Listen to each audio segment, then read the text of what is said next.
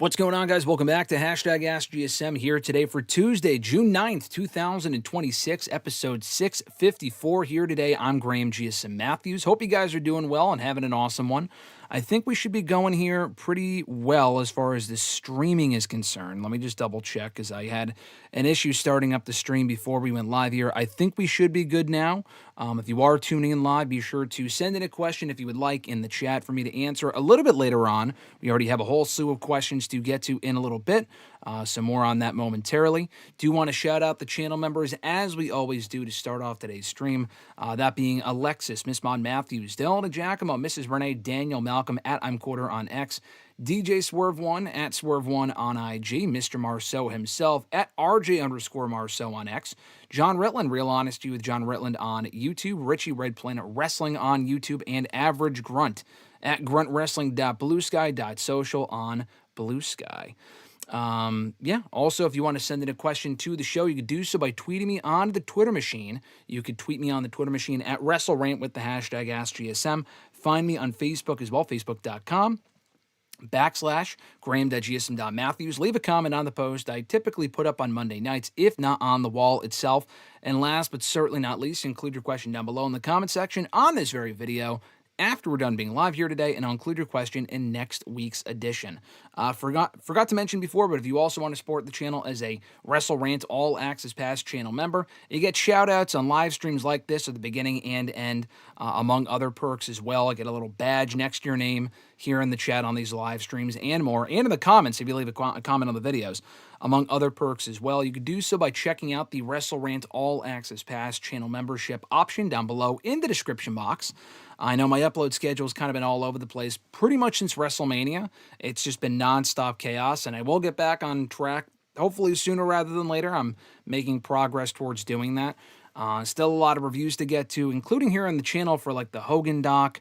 I was going to go back and watch that Made in America fucking doc that WWE did that I heard not so great things about, so I am morbidly curious about that. I'm going to go back and watch that and review it at some point. I recorded it, just haven't watched it. It's about an hour. But yeah, just a lot of wrestling going on right now, and a lot of stuff in general, so just bear with me as far as that sort of stuff coming here to the channel on the sooner side. That also includes new episodes of WrestleRant Ranks. Now, I haven't put up a new episode in a few weeks. I couldn't do one in the last few weeks. It's just been extraordinarily busy, so I apologize for that. We should be back on track putting up new episodes at some point. Might be just taking a break for right now. I'm not exactly sure. Kind of depends on what my upload schedule looks like for the foreseeable future, so just a heads up on that as well. Also, if you want to support the channel and support the WrestleRant brand, you can do so by checking out our t-shirt store, ProWrestlingTees.com/WrestleRant. I'm pretty sure they're going to have a 4th of July sale coming up. There might be one before that as well, but ProWrestlingTees.com/WrestleRant. Get a WrestleRant shirt. We have a Christmas edition, we have a Halloween edition, and maybe some more designs to come soon as well, so check that out. Do not plug that enough. And that's really about it. I think that's about it. The website itself, by the way, the URL for some reason is not working. www.wrestlerant.com works, but like with the HTTP thing before it, or without the www, it doesn't work right now for some reason. It stopped working a few days ago. The website is not down, though. There are other ways to access the site and all the reviews I've been putting up since then. If you just check out my Twitter and Facebook, I've been putting up the links to the reviews I've been doing as of late, including some outdated ones from a few weeks ago, which I apologize for the delay on. But those reviews come up for some reason. The homepage does not. Very strange. So just keep an eye out for that. I apologize for the inconvenience. I am working through everything. So again, I appreciate your patience. Appreciate Johnny, Eric, Fernando, all joining us here in the chat. I'll get to that in just one second. Let me just pull up the chat here.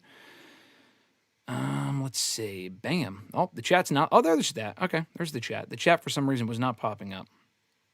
All right, Johnny, what's going on, my man? Thanks for joining. Johnny said Triple H wants Chad to keep the momentum heading until the Money in the Bank ladder match. So are you suggesting, Johnny, that he wants Chad to win the Money in the Bank ladder match? Or are you suggesting that he's going to have him maintain the momentum until then, only to have him lose?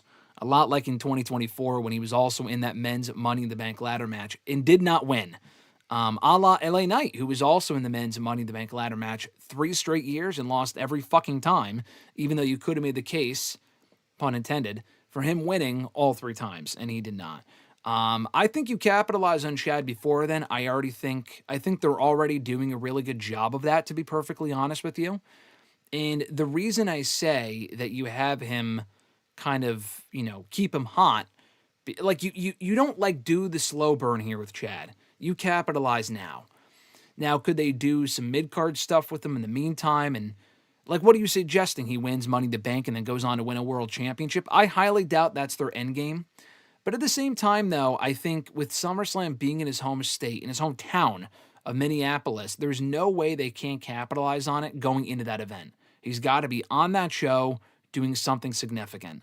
An Intercontinental Championship match with Penta would be perfect given their own history. But you know what? Fuck it. I said it on Twitter yesterday. Why not go higher than that? I have no inclination, no reason to believe they will actually do this. And I said this to RJ last week in WrestleRant Radio, which, by the way, we should be live for, by the way, on Thursday, time TBD, per usual, but usually around noon Eastern time. Myself and Mr. Marceau talking all the latest in the world of wrestling. And be sure to like this video, by the way, if you are watching live or after the fact. Subscribe. I forgot to mention that earlier, but all the support is greatly appreciated. But anyway, I said to RJ last week on the show that I have no reason to believe they will actually capitalize on this hot momentum for Chad Gable. We'll get to that in the overarching question for today's video a little bit later on.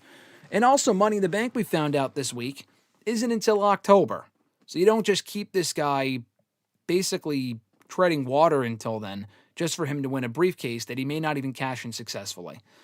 Eric, what's going on, dude? He said, how many times have Chad Gable been hot only for them to fumble him? That's a great question, because I was also thinking that a few days ago. And genuinely, the answer, might be more than one hand.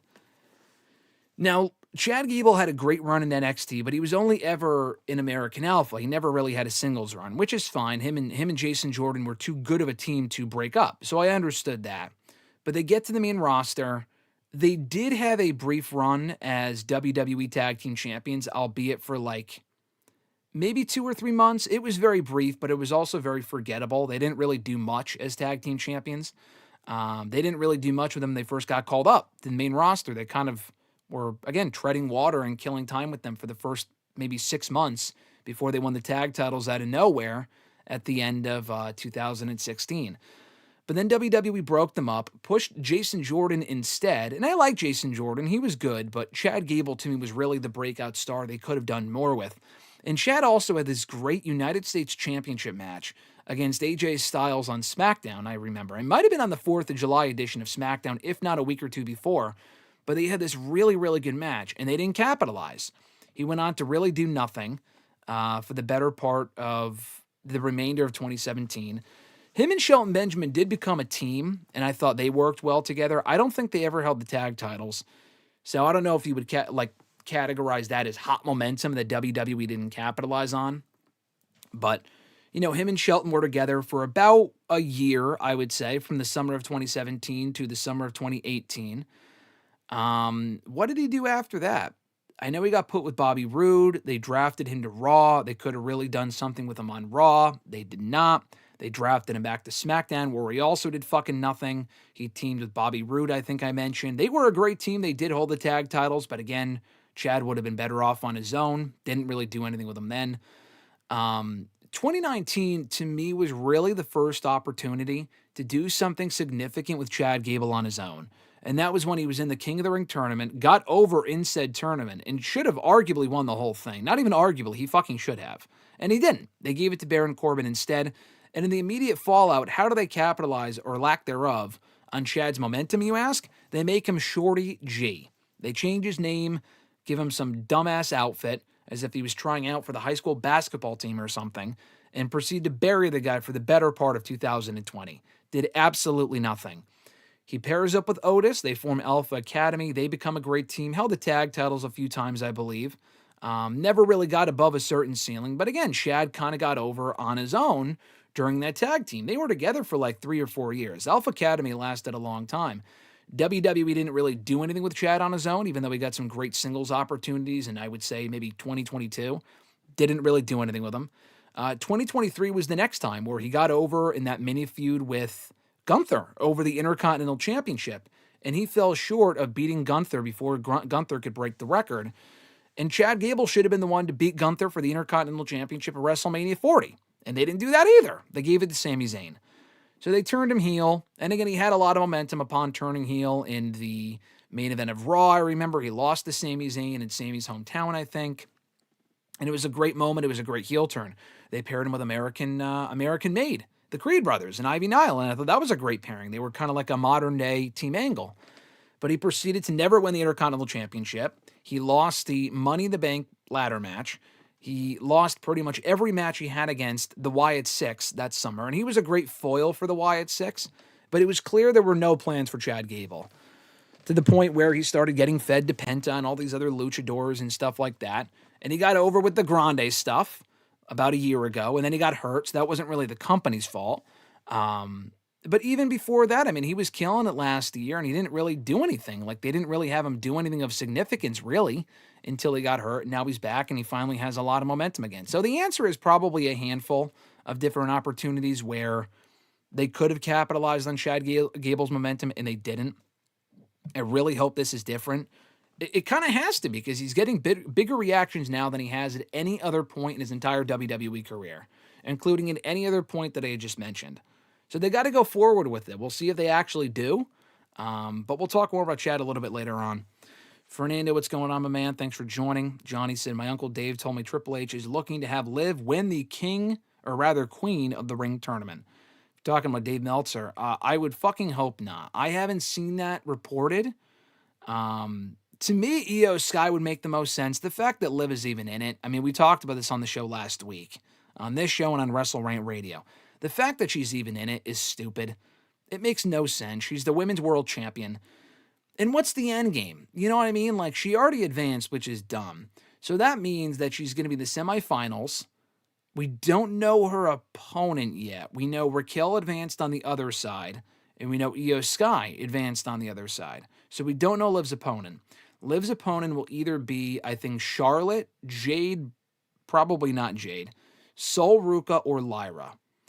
None of those women are winning the entire tournament, aside from maybe Charlotte. And if Charlotte beats Liv, and it's not as if, oh, you're putting Liv in the tournament to create more challengers and contenders for her title.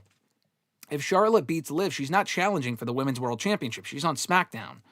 So that kind of defeats that purpose. You're really just killing time and wasting time with Liv until this whole thing is over.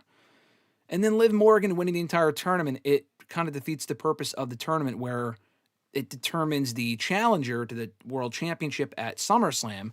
Her facing Rhea Ripley at SummerSlam, no interest in what? Title for title match? Stupid. So, no. I don't know what they're going for with Liv, but I genuinely just don't care. And I like Liv. It's just her booking and what they're doing, or really what they're not doing with her, that has been pissing me off. Fernando said, what are your thoughts on the stupid shit Nick Khan has been saying? Does he need to just shut the F up already? I mean, if you're talking about, yeah, I mean, Nick Khan says a lot of dumb stuff. I'm not going to sit here and say he's like the dumbest guy on the planet, but it's a lot of the manipulative corporate tactics where it's like, yeah, that was always the plan. We don't listen to Twitter. We don't listen to our fans. They're the minority, blah, blah, blah. They've been spewing the same corporate nonsense, him, Triple H, TKO folks, for a while now, with the goodwill being against them, the public perception being that they're an evil corporation and shit, which I wouldn't go quite that far, but they're definitely soulless, heartless in a lot of ways, more now than they've probably ever been before in that company's entire history. And Nick Khan is trying to do all these interviews pretending as if, oh yeah, The Rock being in the tag team match at WrestleMania 40 was always the plan. The fans fell for it. Like, fuck you. You know what I mean? Like, we're not dumb. That's really just insulting our intelligence. Because this company put out an entire documentary confirming that it was one giant pivot. So you're either lying then or you're lying now. And there's no way they were lying about pivoting.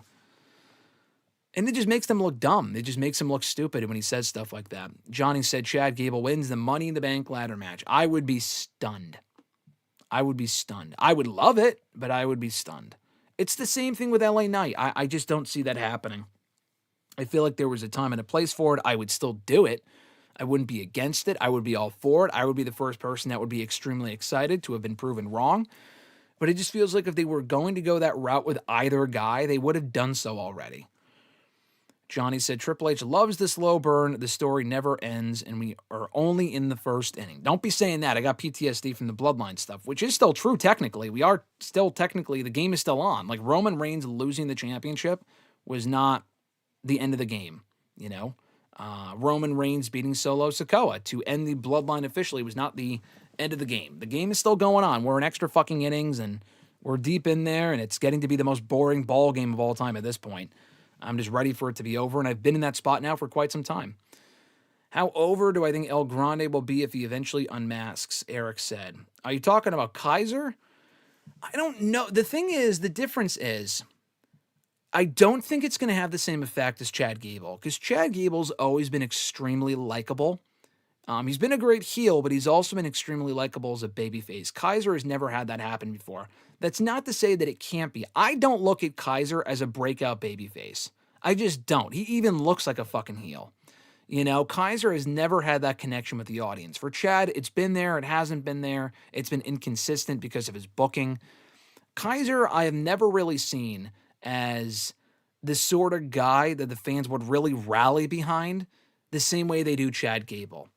I think as El Grande Americano, he's a fucking hero over in Mexico. Would he be a hero over in Mexico without the mask? I think so. I think they would appreciate and respect what he's done with the gimmick and really embrace their culture. In the States, genuinely, I'm not sure if that momentum would translate. Because in the States, here's the difference, you know? In the States, a lot of these fans do not give a fuck about El Grande Americano original or the new one or whatever. But they care about Chad Gable. So they capitalize on that, thankfully, this past week. Hopefully it continues. With Kaiser, I'm not as sure. I think Kaiser could be a successful mid-carder. I do think Chad Gable has a higher ceiling than Kaiser. And I think Kaiser's always been great. That is a good question, though. I don't think El Grande Kaiser would be some sort of super over babyface in the States, the same way that Gable currently is, if he were to return to Raw as himself anytime soon. Johnny said, Kurt Angle's son could have been a multi-time world champion by now. He absolutely would not have. Jason Jordan, I'm sorry, for as good as the guy was in the ring, was never world championship material. He got better as a character and on the mic before he had to retire in early 2018, but he was never a guy that I saw as a future world champion. Even Chad Gable, I mean, his smaller stature kind of prevents him from being at that level in this company, but even Chad, I wasn't like, oh, future world champion. I mean, maybe I did say that, but I mean, realistically speaking, I've never actually thought it was going to happen. Jason Jordan, there was a better chance just because he was a bigger guy and he kind of fit more of the mold of what WWE looks for in future top talent. And they definitely pushed him as a potential top talent. The fans did not take to him, though. So he kind of had to go heel first, and he was just starting to hit his stride as a heel before he had to retire. Let me backtrack a little bit here. Eric said, did you see AEW put Dynamite on Tubi? Do you think there's any chance they can move it to Fox? No, I did not see they put it on Tubi. I don't think, just to be specific, I did see something yesterday that was in regards to the old Dynamite episodes. I think that's what you're referring to, not the weekly shows that air on TBS and TNT and on Max. I don't think the weekly shows, I could be wrong, I don't think the weekly shows are airing on Tubi. I think that might be just more so for the archive of Dynamite, which if you have Max, you could just watch it there. Tubi is free, so with Tubi, you just have to watch it with ads, I think, but that is cool. I don't see a correlation, though, between Tubi and Fox. Unless Fox owns Tubi and you know something I don't really see why they would go to Fox. I know there was talk of AEW running some sort of show on Fox at one point, maybe even some sort of like, I don't know, Hispanic show or something like that, like maybe a CMLL show, or I don't remember exactly what it was. It definitely wasn't Ring of Honor. It would have been like the replacement for Rampage. And even Swerve was out there talking like, oh yeah, we're going to be on Fox, and nothing ever fucking happened. And that kind of fell through. So no, it's cool that they're on Tubi if that is true. I don't see why that would have anything to do with Fox. I don't see AEW going anywhere anytime soon. Nathaniel said he's seeing Masters of the Universe today. I enjoy. I've seen mixed things about it. I have no desire to see the movie. I'm not a He-Man fan. I don't really care. But I've heard from people that said they liked it. I've heard from people that said they had issues with it. So I hope you enjoy it. What is the biggest waste of momentum I've ever seen? I mean, this company, there's so many examples, it's kind of hard to even think of even a handful. I mean, there's just been so many. LA Knight is one. I mean, he's still miraculously over, but I mean, they thankfully did push him there for a little while towards the main event for as over as he was in 2023, which was nice. To not fully capitalize on that was a mistake, I think. Very much a mistake. Ryback, I mean, say what you will about the guy in 2026, but he was fucking mega over in 2012, 2013. He was the most over guy in the entire company, and they completely wasted it. They had him lose and lose and lose some more. They turned him heel, which did not help. Completely killed the guy's career. I do think he should have been world champion at least once. For all the other people that have been world champion over the years, for him not to have won a world championship at that point, I think was a mistake. I'm not going to go to bed crying tonight knowing that Ryback never won a world title in WWE, but I do think it would have made sense if the timing made more sense and it wasn't in the middle of CM Punk's big 434-day run. Damian Sandow's another one where he was so over as Mizdow. Like, at a time where the product was just the fucking dirt worst. Just absolutely atrocious. They could have done more with that. I mean, honestly, as Damian Sandow, but also as Mizdow, too. He was really, really over. And they proceeded to do nothing. Cesaro, honestly, that is one that also pisses me off. Because Cesaro, I don't know if he would have ever been a multi-time world champion. But the guy was probably the best wrestler in the company, if not in that top elite conversation, back in 2014. And he was getting organically over. And then they just did nothing with him. They put him with Paul Heyman, and they gradually killed any momentum he had. That honestly might be the most egregious example I can think of from the last 10, 15 years, because he was really over. And I think at that point, he could have won a world title, but they only had one of them at that point, and then Bryan had it, then Brock or Cena in the middle of those two. So I don't know if it would have happened. There's a lot of guys like that, at least in my memory, that they had momentum. You know, Alex Riley being another one, to a lesser degree, where in 2011 he turned on Miz, had a lot of momentum, he was really over. They had him lose to Miz in a rematch, and that was it. Kind of killed his career, and he was never the same after that. So many different guys. I'm just talking booking. I'm not talking like injuries hurting their momentum. I'm talking about like booking killing their momentum dead in the water. And those are a few of them. Nathaniel said, do I think the finals is going 7 games? I said here a week ago, I thought the Knicks were just going to get straight up squashed. And I am wrong. I mean, I did watch the end of the game last night, the second half of the game, and the Knicks did lose. So maybe I'm the difference maker and I'm the bad luck charm. The streak is over. They lost their first game in like 12, 13, 14 games or whatever. But they're at least going to 5 games. I mean, if the Knicks win the next 2, that's at least 5 games. So I think there's a good chance it could go 7. Honestly, it's exciting. So I hope it does. Honestly, it makes for a better series. Nathaniel talking about Liv facing herself at SummerSlam, that would be funny. It definitely would not be, and I don't think that would happen anyway. Fernando said, we are getting carried away with Chad Gable and Kaiser. They got over in Mexico, a different country in an indie promotion. Let's calm down a little bit. I disagree, Fernando. I don't know if you watched Raw on Monday, but Chad Gable was over as fuck. He was over as fuck on Monday and on SmackDown. And it's not as if, oh, well, they're overseas, that's why. No. I think he would also get a pretty good reaction if those shows were in the States. We'll find out next week. Raw's in, I think, Baltimore next Monday. So we'll find out pretty quickly if this Chad phase is, just a fad or if it's actually here to stay where people are organically. I mean, also, if you just look online, there's a lot of people that are behind Chad Gable right now, more now than ever before, and that's saying something. Kaiser, I talked about. I don't think Kaiser's going to turn around and win a world title in WWE. I don't think Chad Gable's ever going to win a world championship in WWE either. But I think to not do something with Chad and capitalize on this momentum, at least at the mid-card level, by finally giving him either the United States or specifically the Intercontinental Championship, would be a massive fucking mistake. And we've talked about this before. Fernando, you and I have talked about this. I've mentioned this here on the show before. This company, specifically in the last 8 months or so, has done a terrible job of not striking while the iron is hot. With Braun Breaker, they didn't do it. I mean, the guy's obviously still over, but when he turned on Rollins, had a lot of mega momentum, and they kind of squashed that. They squandered it. Obafemi is still super over, thankfully, despite losing to Brock. I never really doubted that he would be, but having him lose to Brock was still pretty fucking dumb. Jacob Fatu, they could have taken a chance and put the world title on him from Roman Reigns. They didn't do that either. So they're not doing exactly the greatest of jobs of capitalizing on momentum. They have with Trick. It's not to say they haven't done it at all. Javon Evans is also over, and he's been pushed fairly well. Like, he's not a champion or anything, nor do I think he needs to be right now. But they could be doing more of that, where if someone gets over organically, you run with it. It might not be in your plans, but that's why you fucking change plans. You listen to your fans and kind of go with where the fans want to be taken. Take them where they want to go. Nathaniel said, "Is Bayley turn heel on Lyra? I wouldn't mind it. I think she will, probably on the sooner side. I wonder if Oba wins the tournament."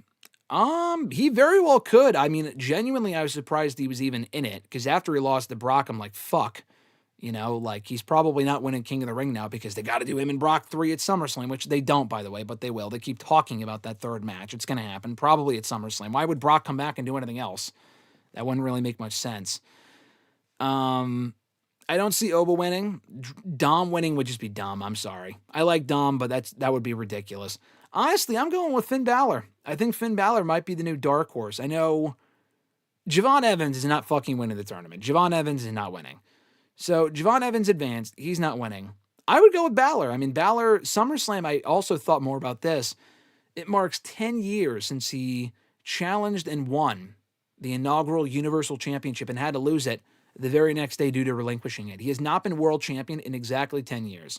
SummerSlam would be 10 years almost to the day, short of a couple of weeks. But still, that would be a pretty incredible accomplishment if you were to win the WWE title at SummerSlam by facing Cody Rhodes or preferably Gunther, in my opinion.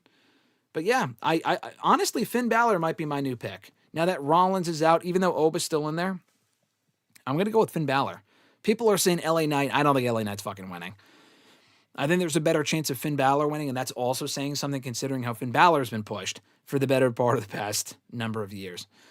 Did I see that Jacob ignored Jay backstage on Raw?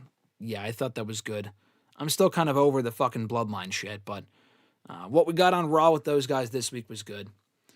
Would you want Chad Gable to win the IC or US Championship? Of course. Either one. The US Championship would be more fitting, but I think he's better utilized right now on Raw. And he also has a lot more history with, Rey Mysterio and Penta, and winning that championship from one of those guys would make a lot of sense.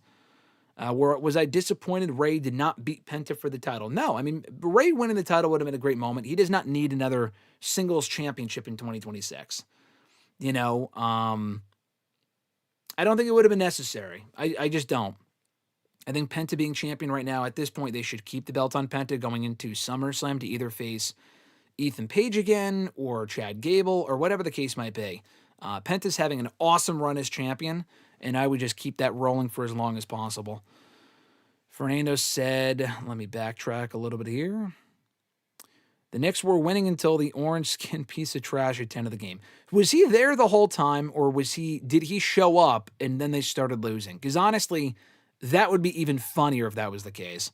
I thought he was just there the whole time. I saw a video or a picture of him sleeping. What a mess. That is hilarious how people, maybe justifiably so, are blaming his presence on the fact that they let the Knicks lost. That is amazing. Does suck that the Knicks lost, but that potentially being the reason is pretty fucking funny.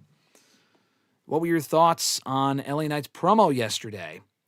I thought it was fine. I mean, the whole segment, it's like, what are we doing? I like LA Knight. I love LA Knight. Honestly, he's still one of my favorites in the entire company. But, what are we going for? Him teasing tension with Jimmy and then with Jay. We've been seeing the same shit from these guys for fucking 8 months. 8, 9, 10 months. I'm ready to move on. He's been involved with the Vision and the Bloodline for the better part of the past 2 to 4 or 5 years. They got to fucking move on at this point. I thought it was a fine promo. It was mildly intriguing, but if we don't really get an end game to any of it, then it's kind of hard to care. AJ, what's going on, my man? Thanks for joining. He said, do you think Obafemi wins King of the Ring and faces either Roman or Cody at SummerSlam, or will Brock interfere during the finals? No, I wanted Oba to face Roman at SummerSlam. I don't get the sense that's where they're going with it. That was my original idea coming out of Mania. Does not look like they're doing that, which is stupid. Okay, whatever. Again, like I said, strike when the iron is hot. Why not just...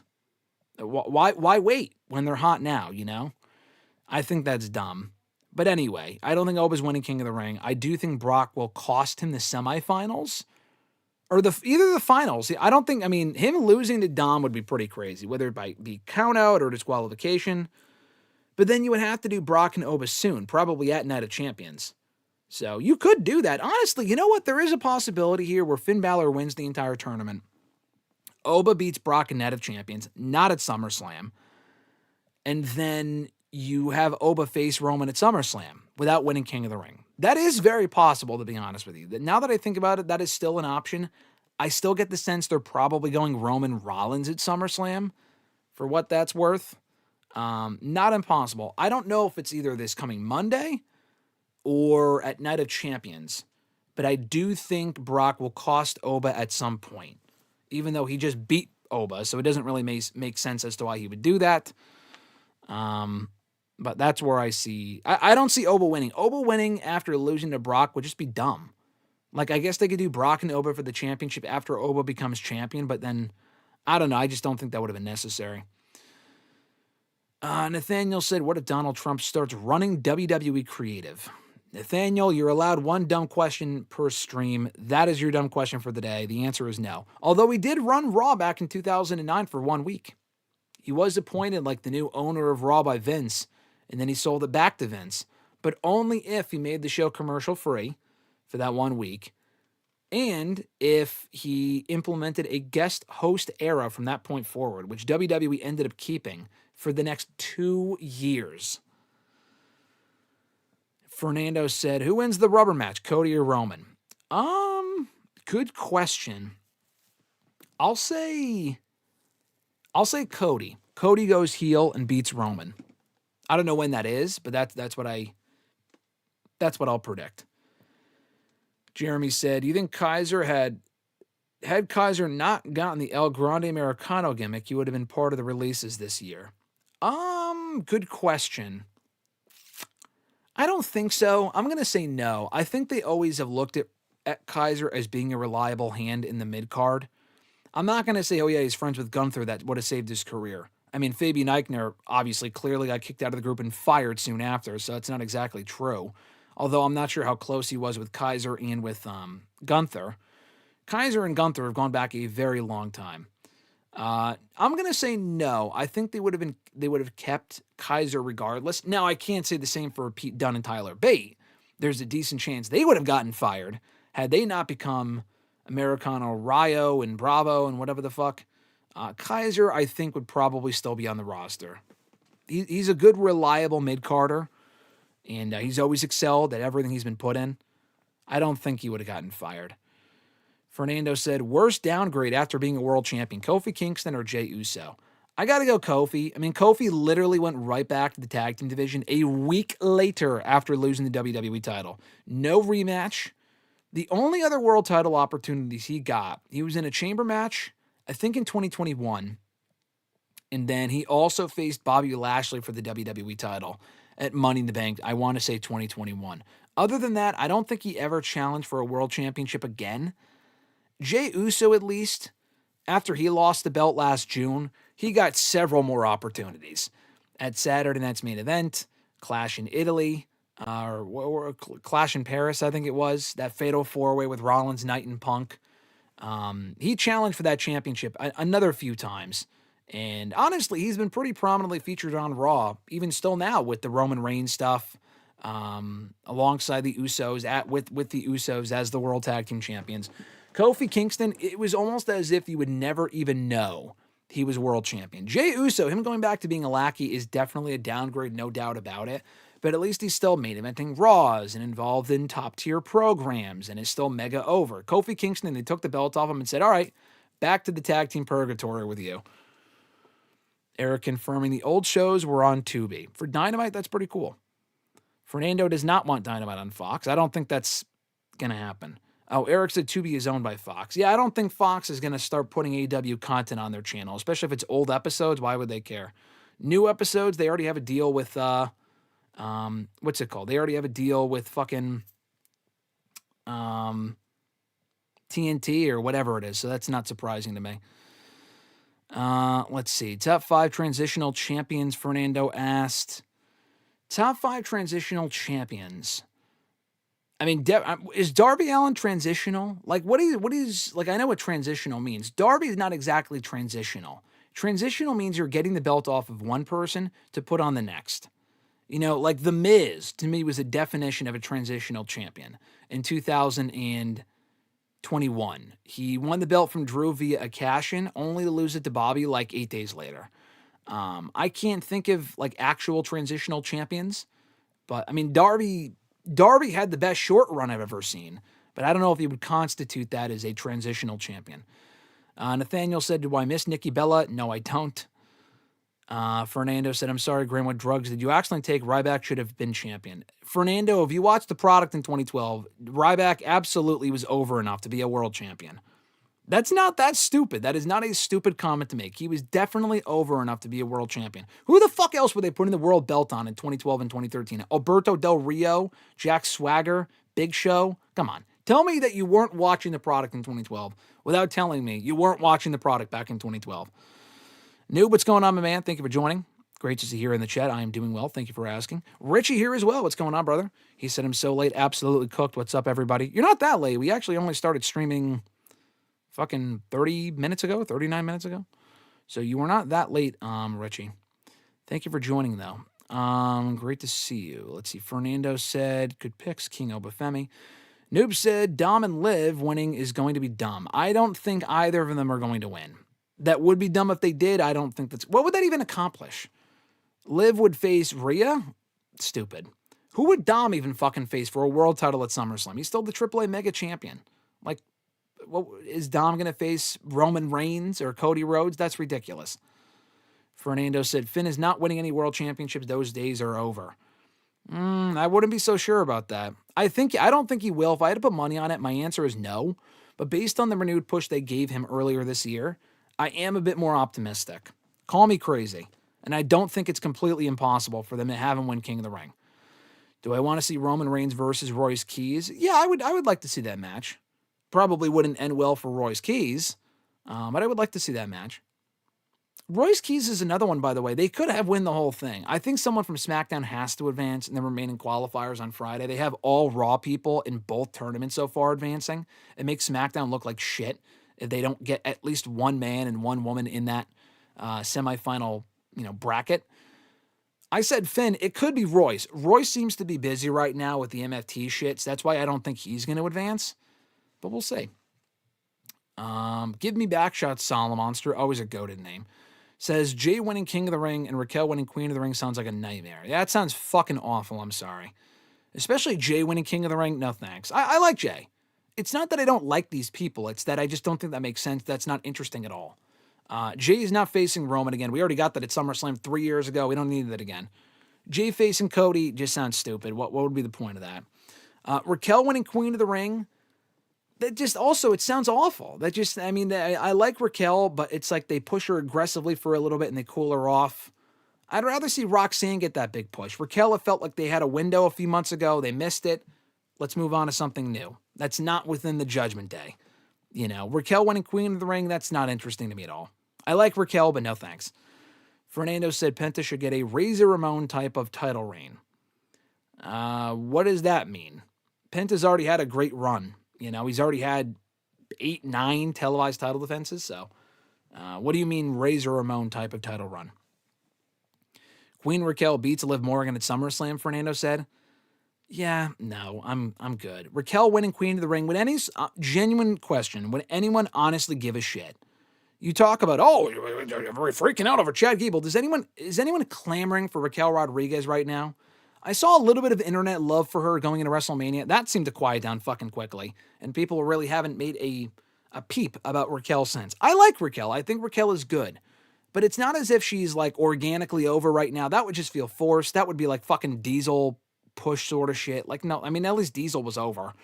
Raquel's not really all that over. You can get her over. And even when she was starting to get over and tease tension with Liv, they backed off from it. And again, if anything, I would rather see Roxanne in that spot. And they missed that opportunity because she didn't advance. Move on. Like, the fact that your division is only Raquel, Liv, and Roxanne even is stupid. Start focusing on other women in that top title picture. Why is Liv having no challengers right now? There's no direction for Liv. Her direction is potentially winning Queen of the Ring as the champion. That's stupid. Johnny said, what do you think of the survival of the fittest match for the TBS title? I think that's cool. I forgot who's in it. I don't know if anyone's... no, isn't the match coming up? When is the match? Is it this week? Next week? I don't know when the match is. Did they say like July or something? I feel like the match is coming up in July, which is a long time, but maybe they want to hold qualifiers before then or something. I don't know. But I think that's cool. That's how they're going to determine the new champ. Noob said, what is WWE keeping Stephanie Vaquer on hold? Because I have no interest in seeing Liv Morgan winning Queen of the Ring. Stephanie, I would have to imagine, is not ready to come back. If she is and they're just not using her, that's a mistake. How is she not feuding with Liv and trying to get her belt back? Johnny said, Triple H's favorite quote is, strike while the iron is cold. You're not wrong there. Let's see. Favorite King of the Ring and your worst King of the Ring. I mean, my favorite King of the Ring is William Regal because him winning the tournament in 08 was kind of what got me into wrestling, to be honest. And I also thought it was a cool dynamic where when he won it, the actual tournament was... If you're talking about winners and not the tournament itself, the actual matches were whatever, and they rushed it in one night. But Regal winning was cool because he was also, at that point, the Raw general manager. So, like, the whole story was that he was power hungry and he was kind of drunk with power and whatever. It was great, I thought. And then he got suspended by accident. That wasn't his fault. He's talked about that before. And it kind of fucked up the push in the whole story. But that is my favorite King of the Ring. Worst King of the Ring? I mean, I liked when Sheamus won. I loved when, like, Barrett won in 2015. The problem was they didn't book those people properly coming out of it. They were booked like fucking losers. Xavier Woods winning was great. That meant so much to him. They didn't really do a whole lot with that after he won it, but that was cool. Gunther won a few years ago, which was great. Cody winning last year was fine. If you go back before I was watching wrestling, Booker T really took the gimmick and ran with it as King Booker back in 06. I wasn't watching back then. Brock was a King of the Ring winner. Wasn't really much of a king, but, you know, I think probably not... Did Mabel win King of the Ring? Yeah, Mabel won. King Mabel. Yeah, King Mabel, obviously. Mabel's got to be the worst. Mabel was fucking awful. I mean, I wasn't watching back then, but I mean, Mabel, really? Just to, give him a title shot at SummerSlam? That was also a terrible match. I would probably have to go Mabel. I mean, there's some other bad King of the Ring winners. I mean, Barrett and Sheamus were terribly booked, but at least they were more entertaining and more worthwhile at the crown than ever. Like, Mabel, it was a bust from the day that he won it. LA Sheamus and Barrett, there was potential there to kind of do something with them.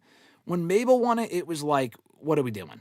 You know, it was, and I wasn't watching back then, like I said, but like, I don't know if anyone looked at that and thought it was a good idea. Fernando said, if Bret Hart never lost to Yokozuna at Mania 9, who would you have liked winning the first King of the Ring? That's a good question. What, in 1993? Yeah, so if Bret Hart was still champion, I guess he could have won King of the Ring as champion, but that would have been a little lame, I guess. He also already won it, I think, in 92 anyway, or a few years earlier. Bret, I think, won it twice. But anyway, who would have made sense to win King of the Ring in 93?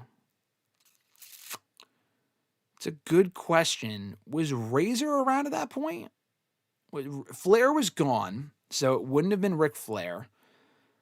Maybe Mr. Perfect. I feel like that would have been a good gimmick for him. I think he was still around at that point in WWE. I'm trying to think of 93 King of the Ring. Shawn Michaels was around at that point, I believe. He had not won his first world championship yet. That would not have been until 95, or 96, actually. And he had already turned on Jannetty. So I'll say Shawn. If not Bret in 93, I'll say Shawn. Jeremy said, thoughts on the rumor, or I guess Lex Luger. That could have been how he got his title shot at SummerSlam, was by winning King of the Ring in 93. So I'll say either Luger or Shawn Michaels. Jeremy said, thoughts on the rumor that WWE is interested in signing Zilla Fatu. I almost responded to the tweet that I saw that reported and said, yeah, and this guy's fucking blue. I mean, they've clearly been interested in signing Zilla for years, since he first burst onto the scene a few years ago. That's not surprising at all. They have always had interest in signing Zilla Fatu. Specifically, what I think that report means is that they're interested in signing Zilla Fatu soon. And if they do, he's got to go to NXT first. I have not seen it. I know he's improved, but like the guy's still, I don't want to say green as goose shit. He definitely was a few years ago. I'm sure he's improved by now and he's very good. He's still got to go to NXT first. I mean, even Solo Sikoa went through NXT first before they put him on the main roster with the Bloodline. And NXT could use the new blood right now anyway. So I'm kind of shocked. I don't think Zilla Fatu's under a WWE ID deal, which is shocking to me if he's not. Surprised they didn't start with that. But I think Zilla Fatu will absolutely be NXT bound. At this point, I'll say in the next year. Could be very soon. I think it could be probably under a year. But I would say a year max, he will be in WWE. As long as he doesn't get in trouble or delay the process for anything he does on his end, I think he will probably be in WWE very soon, sooner rather than later. Nathaniel said, I hope Jey Uso does not win the tournament to you. Yeah, I don't think anyone does. No thanks.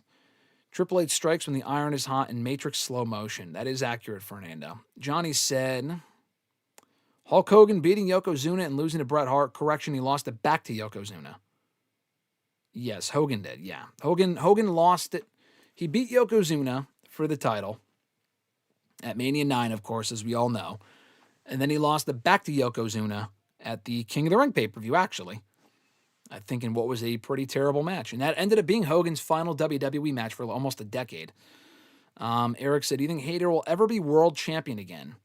Jamie Hayter, I'll say yes. I think she will be. I'm not confident based on how they've booked her in the last few years, but she's also been injured and had visa issues and stuff. I will say yes, Jamie Hayter will be world champion again. I hope she is.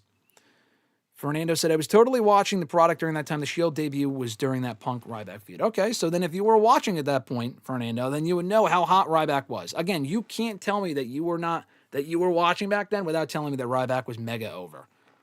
Ryback was over enough to where it would absolutely have been more worthwhile. Maybe not even the WWE title, bro. They could have had him absolutely win the World Heavyweight Championship. This was at a time, maybe you weren't watching SmackDown, but this was at a time where they were pushing in the fucking main event scene Sheamus, who was pretty fucking boring at that point. I mean, Sheamus is great. He's better now, but he was pretty boring back in 2012, okay? They put the belt on Big Show, who was doing some decent work at that point, ended up having a pretty good run, but the fucking Big Show was world champion in 2012, okay? Alberto Del Rio, they tried again with. He was not nearly as over as Ryback, but he was getting a little bit over as a babyface. Jack Swagger, they pushed in that spot. Dolph Ziggler, who was obviously way better than Ryback and was Money in the Bank, but they only pushed him for about a month before they took the title off of him. I think they put the belt back on Del Rio after that. Yeah, man, I don't know. It's just that it's not like, oh, Ryback is this world champion caliber. Yeah, you could say the same thing about Ultimate Warrior too, but Ultimate Warrior at that point in time was mega over, and it made sense to put the belt on him, even though it didn't really work long term. It made sense for the time and the place in which it was happening. I'm not saying Ryback should have been world champion in 2018 or something like that. I mean, honestly, maybe he would have been, and would have been a better world champion than fucking Jinder Mahal. Who knows? I can see Dom winning Money in the Bank. My favorite queen, Io, or Charlotte. Men's, give me Royce. Royce Keys, the King of the Ring, would be great. It's just a matter of who would he face? Cody? Gunther? I know he already faced Gunther and lost him a few weeks ago, but that's a possibility if Gunther takes the title before then. Royce would be cool. I don't think they see him as a main eventer yet, but that would be cool. Io, I do think should win Queen of the Ring. Charlotte, I would also be fine with, to be honest. Dom as Money in the Bank, I think, makes sense. I think Dom winning King of the Ring and challenging for a world championship at SummerSlam would be dumb. He just feels ice cold right now. That would make no sense. But to have him win Money in the Bank and to kind of gradually heat him back up that way, that to me would make sense. Eric said, I would love a Raquel world title run. I mean, maybe you and two other people, but not right now. I don't think Raquel being the one to dethrone Liv, considering Raquel is ice cold right now, would make no sense. Who turns on Liv first, Raquel or Roxanne? I'll go Roxanne just because they're teasing that one more. They were teasing Raquel for a little while there, and they completely moved away from it. So I'll go Roxanne. Goldberg was a two-time transitional world champion. Yeah, if you're talking about 2017 and 2020, yeah, both of his runs were absolutely transitional. He only won the belt from Owens in 2017. One, because he was mega over, but two, because he was going to lose it right back to Brock at Mania. And then in 2020, he won the Universal Championship from The Fiend, that infamously terrible match. And then he dropped it soon after to he was supposed to drop it to Roman Reigns at WrestleMania, but then he pulled out of Mania, faced Braun Strowman instead, Lost to Braun Strowman. Nathaniel said, do you think Liv should be stripped of the women's world title if she doesn't defend it at SummerSlam? I mean, I would hope she defends it between now and SummerSlam. I mean, if she doesn't defend it at SummerSlam, whatever. I mean, not every championship will be defended on that show. There's been plenty of SummerSlams where the Women's World Championship was not defended. But it would be a major problem if she won it at WrestleMania and did not defend it for over 4 months. That has happened before. It's not completely... Jade Cargill. Jade Cargill won the world title at Saturday Night's Main Event in early November, did not defend it for over 3 months until February. And then she lost it at Mania. They will not strip her of the championship. They're not going to take the belt off of her because she's not defending it. WWE has not done that in like 30 years. Let me backtrack a little bit. Hold on. Where was I here? The reason she doesn't have any challengers is because all the top stars are in the tournament. Not an excuse. Not an excuse. You didn't have to put everyone in the tournament. And also, she's in the fucking tournament. And also, the tournament just started. You could have had challengers for her prior to the tournament. You have Lyra. You have Bailey. You could build those women up. You could have Roxanne turn on Liv now. You could have Raquel turn on Liv now and build them up. Any one of those 4 women would have made sense. Soruka's busy, and I get that. Becky was busy. She's not busy now. You could have called someone else up. Could have moved someone over from SmackDown. No, Io Sky. Io Sky's right there. She just beat Asuka at Backlash. Why wouldn't she just get a title shot? There's at least 5 or 6 different options. There's no excuse for that. Daniel, what's going on, brother? I know Daniel's still kind of suffering, not suffering, but he's still kind of reeling a little bit following that Knicks loss last night. I told him I was watching the game. That was probably why they lost. If I watch the next game and they lose again, then I can't watch the games because clearly I'm a bad luck charm. Johnny said, Hikaru Shida, Chris Statlander, Mina Shirakawa, Harley Cameron, Queen Aminata, and Zeta Steel are in the TBS title match. Did they announce that? I missed that. I don't think I watched that. I haven't watched Collision yet, so maybe they announced it there. All right, so of those 6 women, honestly, any of them I would be fine with winning the TBS title. Harley, I don't really care about at all, but maybe they want to give her a token title win. Aminata would be a fresh face. I like Aminata a lot. I don't think she's going to win against those women, but that would be cool. Zeta Steel would be nice, but she's still kind of too new. Needs to be more established. I think that'd be way too quick for her, although she is good. I like Zeta. So that leaves Mina, Chris Statlander, and Hikaru Shida. Statlander hasn't been TBS champion in a few years. They could give it to her. Shida has never held the TBS title. I would be down for that. Mina, it would be nice for her to finally win something of note. So that's why I would also be happy with her winning too. So I'm honestly kind of happy with any of those outcomes. If I had to pick one of the 6, though, I'll say Shida, because she just lost to Statlander. Give her heat back by giving her the TBS title. Eric said, do you think Mr. Elegant squashing your current women's champion is a Mount Rushmore LOL TNA moment? It's actually not. There have been, for as dumb as that was on Impact last week, there are at least 10 to 15 things that I've seen on that television show on TNA for the last 15 years plus that were worse than that, for as dumb as that was. And I don't think it was a squash either. It was actually competitive, but it was still stupid nonetheless. What's the one WWE dream match that I wished happened? Taker Sting, among others, but that would be the big one. Punk Stone Cold.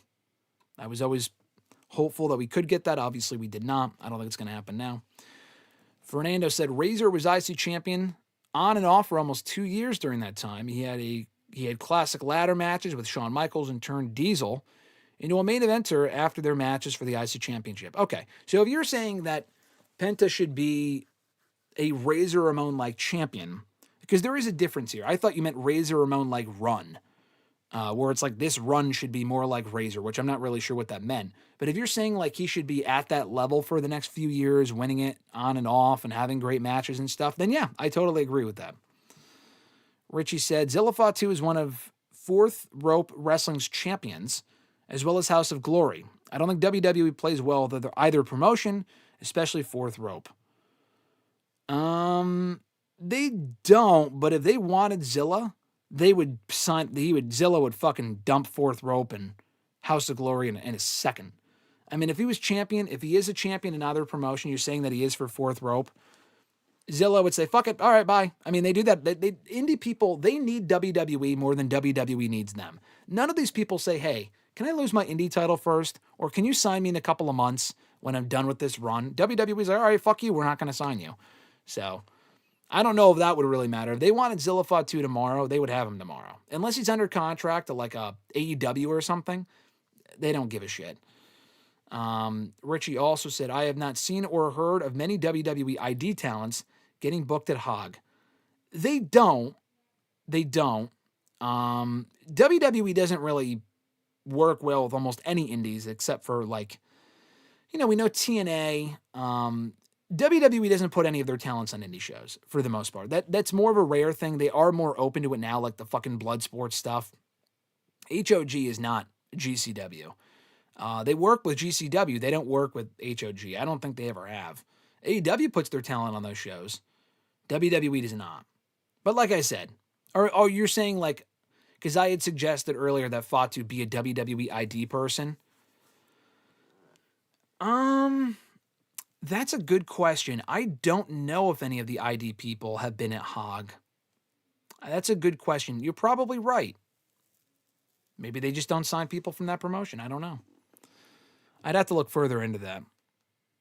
Fernando said, where else has the Bloodline family members, where else are they going to go? Not with AEW.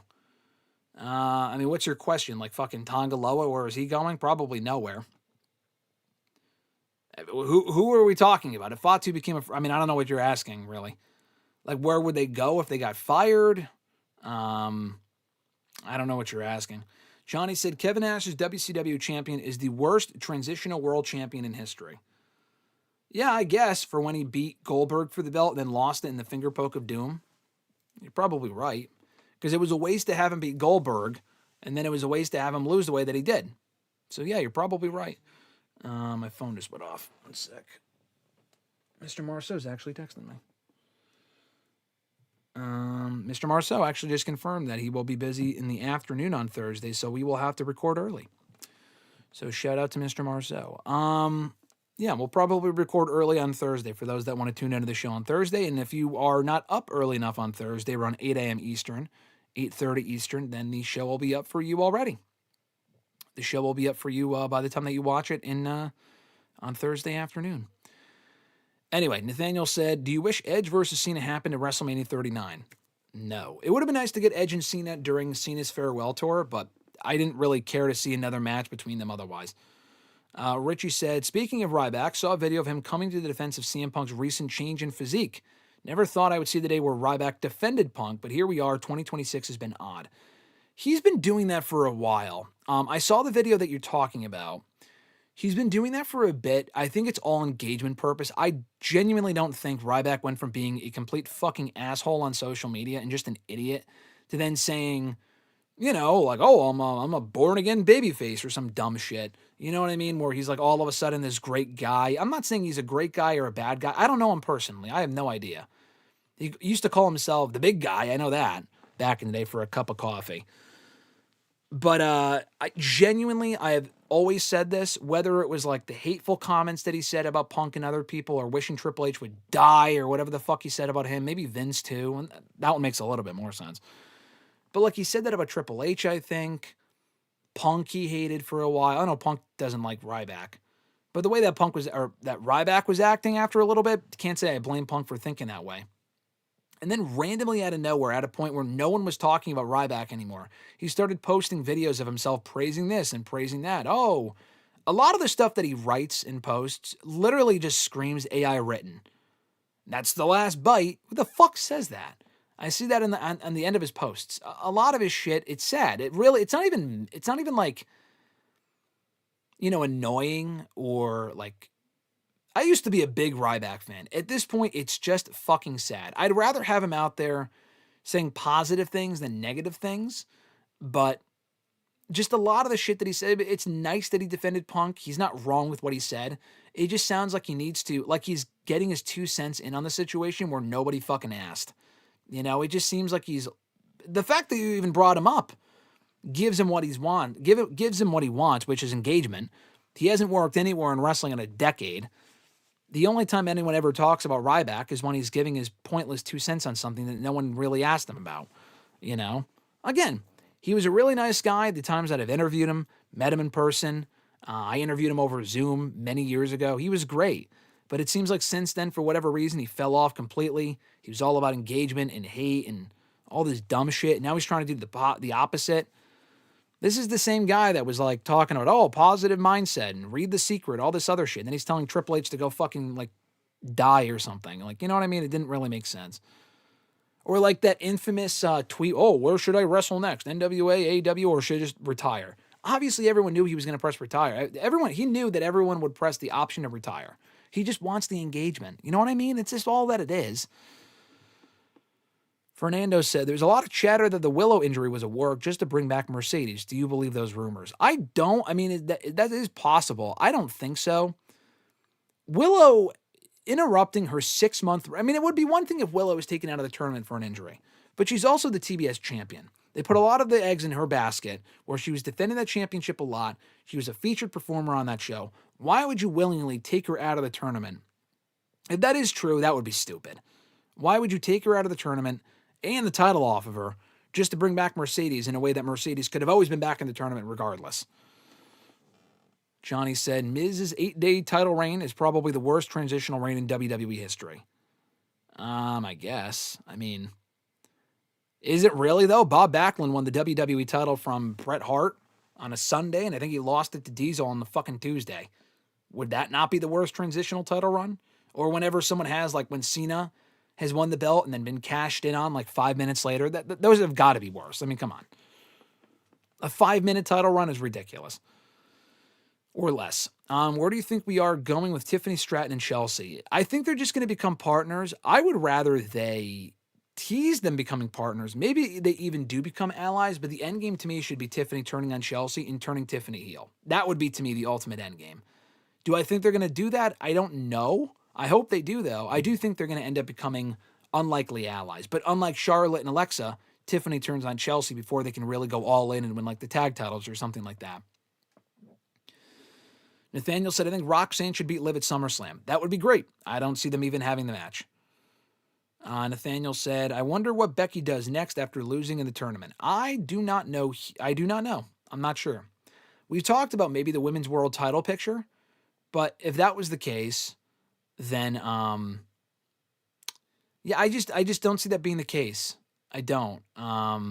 Because Liv is champion right now and they're both heels. I don't know what Becky does. Maybe she has a non-title feud with someone like a Stephanie or something, but I don't know. I'm not sure. Noob said Sheeta is turning heel. She already is a heel, brother. She's been a heel for a while. Daniel said, Orange Man was way more bad luck than you, my friend. Dude inconvenienced the entire city, ruined the vibe, all just to fall asleep at the game. All right, yeah, there you go. I mean, those were the vibes that I was getting from watching it on TV and from... It was still an electric atmosphere when I tuned in, but also what I saw on Twitter. People were fucking mad about that. And honestly, I don't blame them. Daniel said, I do love that he got booed off the planet during the national anthem, though, when they showed him on the Jumbotron. That is really fucking funny. I wish I watched the whole game just to see that. If we get a triple threat, Sammy versus Cody versus Gunther, who pins who? I really think Gunther should be champion going into SummerSlam. I will say Gunther pins Sammy. I'll say that. You know what? Fuck it. Because I said if Finn Balor wins the tournament, he's got to face Gunther. I don't really think Finn Balor... I think Finn Balor and Gunther is a better SummerSlam attraction than Finn Balor and Cody. And Cody, you can have him face Sammy. You can have Cody face Randy in a non-title match. I'll say Gunther wins the belt by pinning Sammy. Or retains it, because I know Gunther's getting a title shot next week on SmackDown. Having Cody lose the belt twice on SmackDown, that would be weird.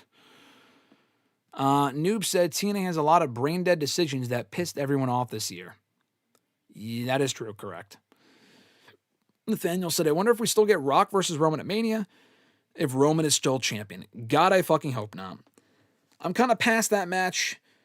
If it does happen, it should absolutely not be for the world title. That would mean Roman getting a year-long run. Bro, that's ridiculous. No thanks. 4 years was enough. Noob said, I mean, Jason Solomonster can barely talk to reason with Zilla and HOG. Yeah, Jason is he is the authority figure over there, so you're right. Johnny said, what do you dislike more, the never-ending story of the Bloodline or the Don Callis family adding more and more wrestlers? That's a good question. The Don Callis family adding more and more members is annoying. It's to the point where it's completely ridiculous, and it has been for a while. But honestly, I got to go with the Bloodline because the Bloodline shit dominates the entire show. The Don Callis family, to be fair, is not a main event level thing. It's been mostly an upper mid-card faction since its inception. The Bloodline has just been dominating the main event scene and Raw and on SmackDown for 6 years. The Don Callis family has not lasted that long, and also it's really been relegated to the mid-card, so I will go the Bloodline never-ending story has been worse at this point in 2026. Noob said there's some WWE ID wrestlers who were in some of the NWA territories, like NWA Duke City Championship Wrestling and Crossfire Pro. Interesting. Eric said, okay, here's my Mount Rushmore in no particular order. Of TNA's dumb decisions, he's saying. The winter brainwashing of Angelina Love. That might be just a me thing, he said. I remember that. The Tito debut, I remember that. That was definitely was that like Mount Rushmore of bad decisions? That was just a really funny fucking moment. The past of ABs? What is the past of ABs? I don't know what you're talking about. And the obvious one, the Jeff Hardy Sting TNA Victory Road main event. Of course, that is number one on TNA's Mount Rushmore. I hope that gets covered in that Dark Side of the Ring on TNA in a few weeks. I doubt it will. They could save that for a Jeff Hardy Dark Side of the Ring, which would have hopefully a positive ending because he's doing better now. But you could cover that because Jeff Jarrett was working for TNA at that point. He wasn't in charge, but he was a authority figure behind the scenes. Fernando said, why doesn't anyone mention Scott Hall as someone who should have been world champion in WWE or WCW? His run with the IC Championship was special, and everyone says he was the best worker in the NWO. I mean, people do mention that. It's not something that people mention routinely. I think there were other people, like when you talk about conversations of like best wrestlers to never win a world title, I do think there are better examples of that. Jake Roberts, to me, was always more of a main eventer than Razor Ramon / Scott Hall. Scott Hall also could not be relied upon because he had a lot of fucking issues. I mean, as did Jake. But I don't know, man. Jake was just, I think, more dynamic on the mic than Razor was. Razor could have absolutely been a world champion. If Kevin Nash was a world champion a few times in WWE and WCW, I think you could have absolutely, especially in WCW when they were giving the belt to fucking, the most random people at the end there, Razor Ramon, a.k.a. Scott Hall, could have been a world champion for sure. But he was also one of those guys that was just like perfect at like the upper mid-card level. Mr. Perfect, I would say the same thing. There's certain people that are just like prime upper mid-carders. Ryback had one of the worst meltdowns on social media. I mean, I don't know if it was a single meltdown. If you mean like fall from graces, then yeah. He had one of the worst falls from grace I've ever seen in my life on social media. Daniel said, petition for GSM to start ending these shows with that's the last bite. Fuck Trevor. I will end it with fuck Trevor, not the last. I mean, I'll keep that. Ryback might sue me for stealing his catchphrase. But fuck Trevor, I can end with that because Trevor's a piece of shit. Trevor, I heard, is a big Ryback fan in 2026, which tells you all that you need to know about Trevor. Fernando said, Bob Backlund winning the championship from Bret Hart at the Survivor Series, then losing it a few days later to Diesel at Madison Square Garden was terrible. Yes, it was. Do B-Fab and Mia Yim have a prayer without Jade? No, they don't. They genuinely probably would have been fired in that latest round of releases if they did not join Jade. I have no doubt about it. So, yes, they do not have a prayer with it. I like Mia Yim a lot. I like Michin. I think B-Fab is not that great. B-Fab just kind of sucks. Michin, she is a good, reliable women's mid-carder, but they've fired other reliable women's mid-carders like a Dakota Kai and other people like that. So, if they would fire them, they would fire Mia Yim. Who breaks up first, Judgment Day or the Death Riders? Judgment Day. I don't think Tony Khan has ever let in the Death Riders go, for better or for worse. Johnny said people were fighting in Bryant Park, New York City after the game was over. Watch party. Interesting. I mean, they must have been pissed that they lost, so I'm not surprised. Do you think Orton will ever win another world title? I do. At least one, yes. Maybe this year. Fernando said, where would you rank Judgment Day in all-time factions after the NWO and DX era? Good question. I'm not going to say Judgment Day is top 5 or anything. I do think they would have to be in the conversation for like top 10 or top 15. Because, I mean, like, the NWO and DX are better. They just are. They always will be. Bloodline would be above the Judgment Day. For modern day factions, they would be above the Judgment Day. The Shield would be above the Judgment Day. The Hart Foundation, I would put above the Judgment Day. So that's at least like 6. Would they be like 10? Maybe, because they have been the linchpins of Raw for the last like 4 years. And longevity doesn't always equate to quality. You know, there have been some great factions that were short. The Shield lasted a year and a half. Not remotely as long as the Judgment Day. But the Judgment Day's had a lot of success. They've been very entertaining, and it's made some new stars. So, I don't know if top 10... Who else would you put for top factions in the top 10? Aside from who I mentioned. Bloodline, Shield, Hart Foundation, DX. I mean, also, if you're including NWO, that means you're including more than WWE. That means you're including in all of wrestling. So, like, 4 Horsemen would be above them easily. That would be that might be number 1. So that would easily put Judgment Day at like 7, you know, at least at the absolute, like, highest. Noob said, when will WWE debut Blake Monroe on SmackDown? Because I'm getting Veer Mahan vibes with these vignettes and very concerned about her push moving forward. I agree. I don't know why it's taking so long. I mean, why even bother debuting her or showing the vignettes when they did, when they're not going to debut her after almost 2 months? So yeah, I don't know. I don't know what's taking so long. Hopefully they figure out what the fuck they're doing with her soon and she's not just meandering around backstage or in these vignettes for the next month or 2.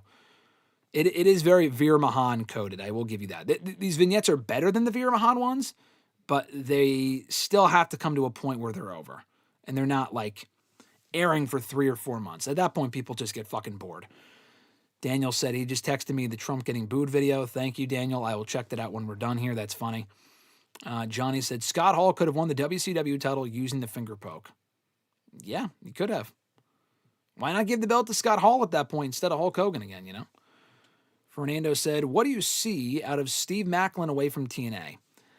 You know, I don't know. Steve Maclin is great. I think someone asked a question about him today in the lineup of questions that I'll get to later.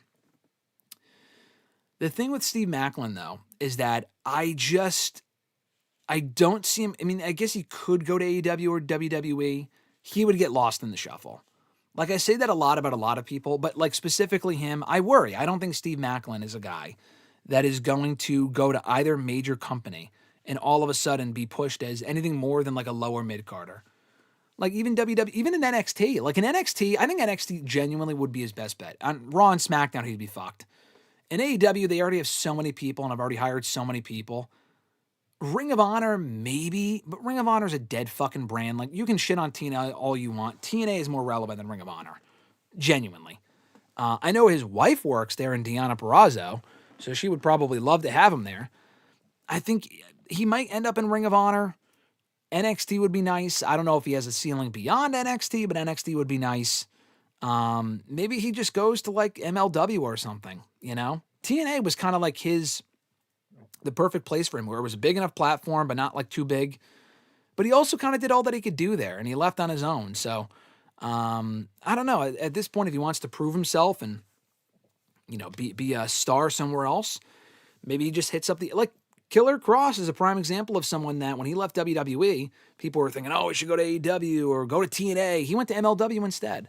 And I could see Steve Maclin doing something similar. Fucking Tyreek is here. Tyreek. What are you doing, Tyreek? What's going on, brother?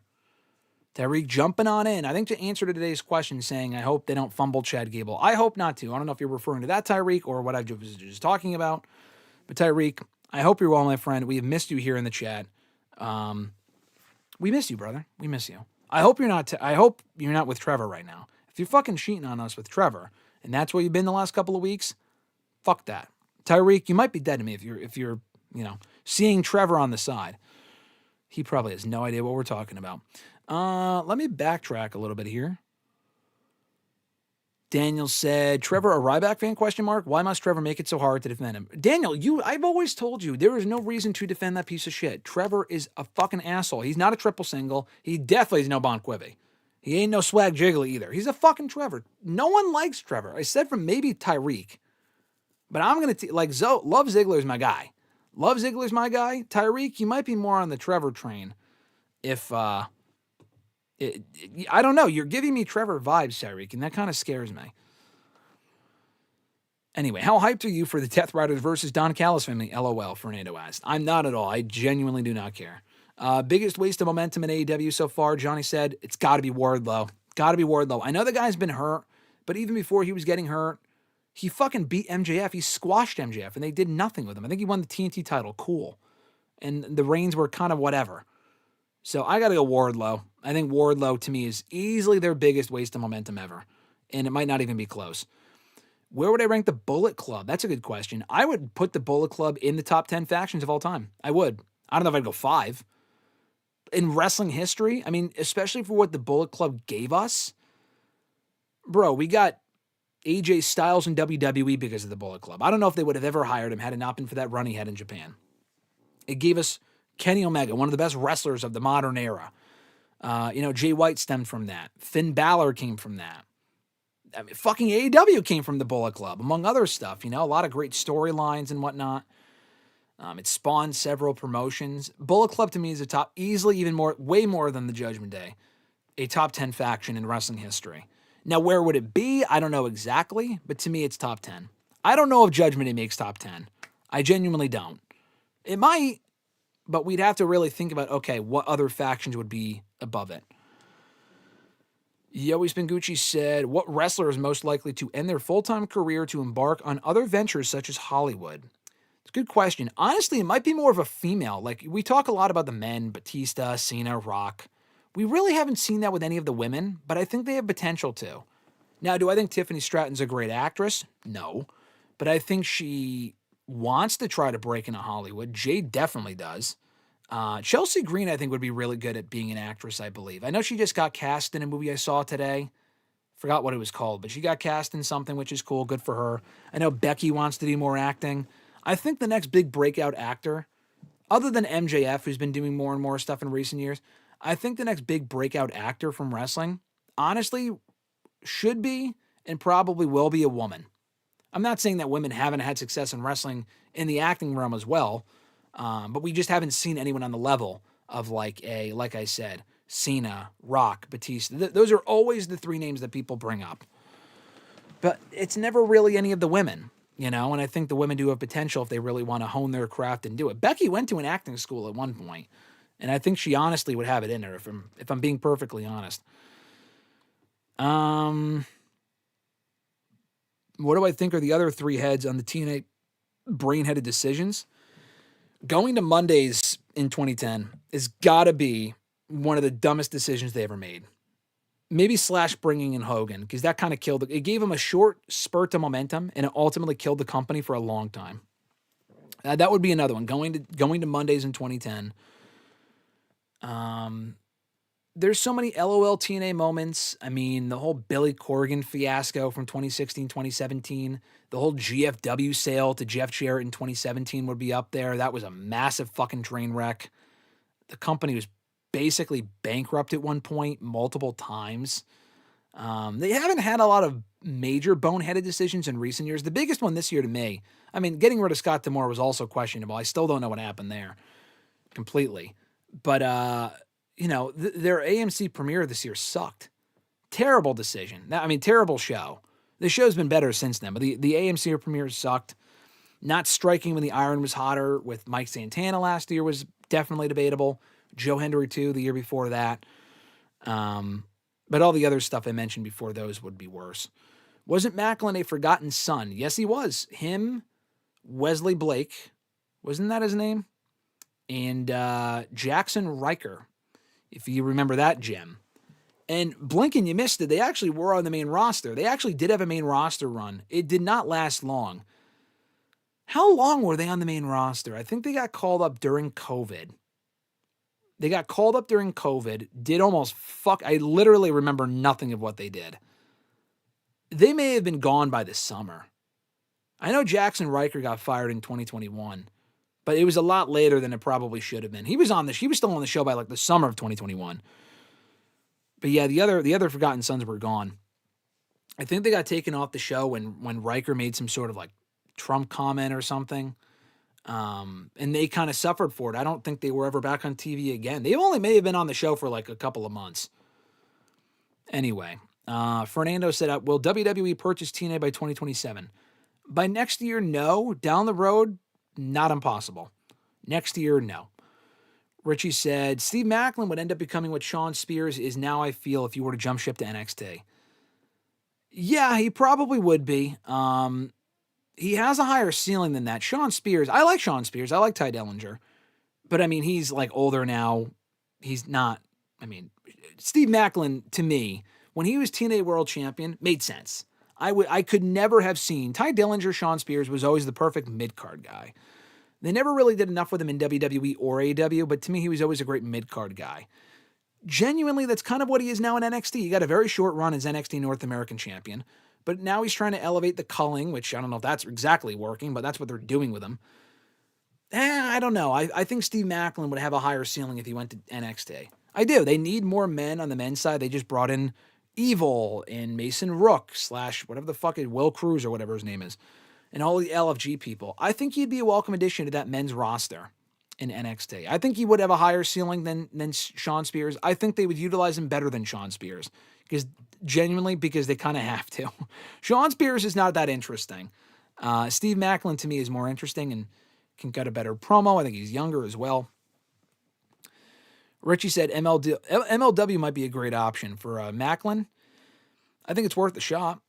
Deanna could have been in the TBS title match. She was never going to be in the TBS title match. They don't give a fuck about Deanna Purrazzo, and they haven't for a very long time.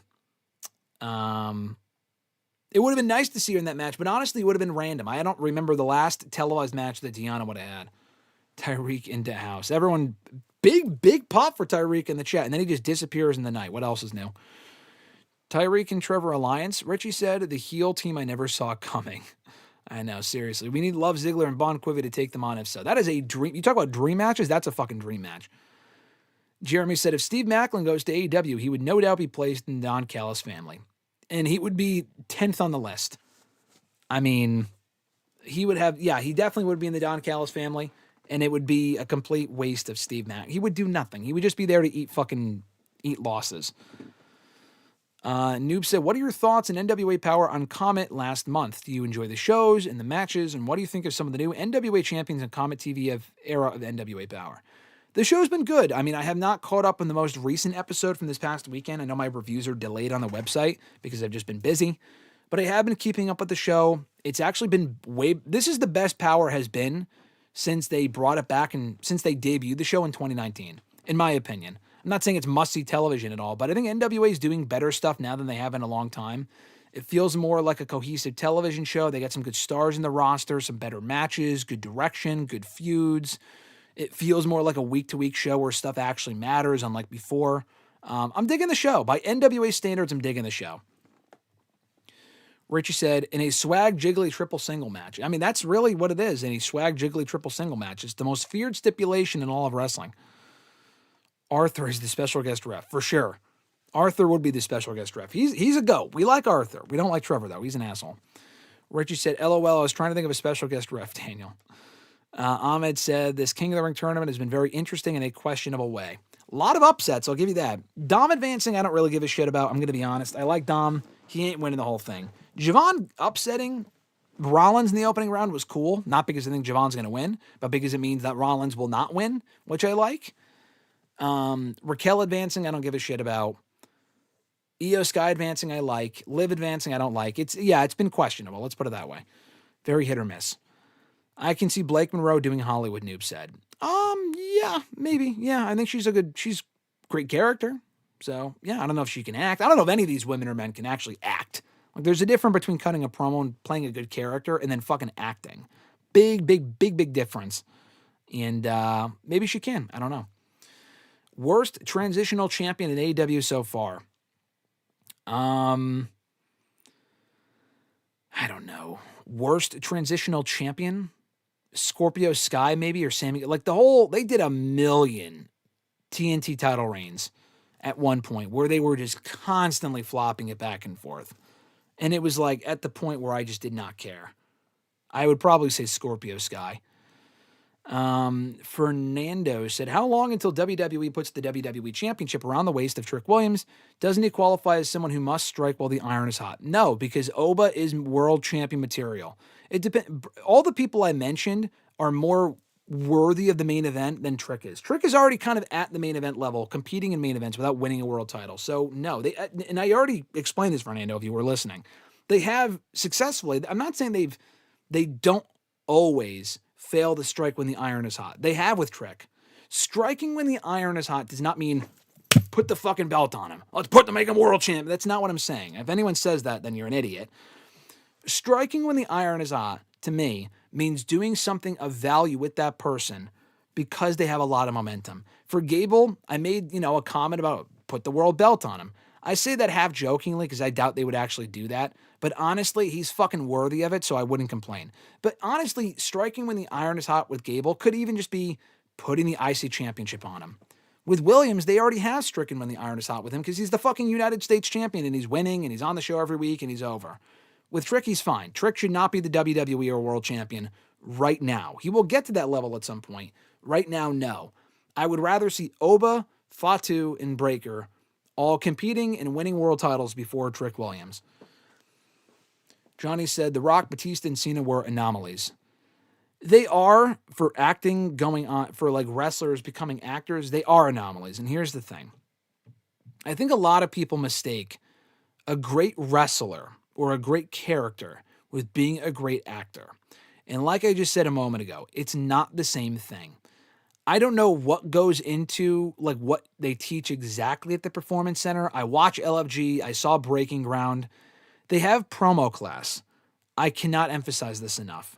They need an acting class. The acting on Raw and on SmackDown, we're just used to it because we watch all the shows every week and we're wrestling fans and we can forgive it.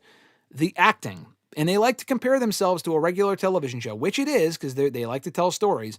The acting is fucking abysmal. And I can't even completely blame the people on the shows because they're not being told how to act and the inflection in their voice and showing more emotion.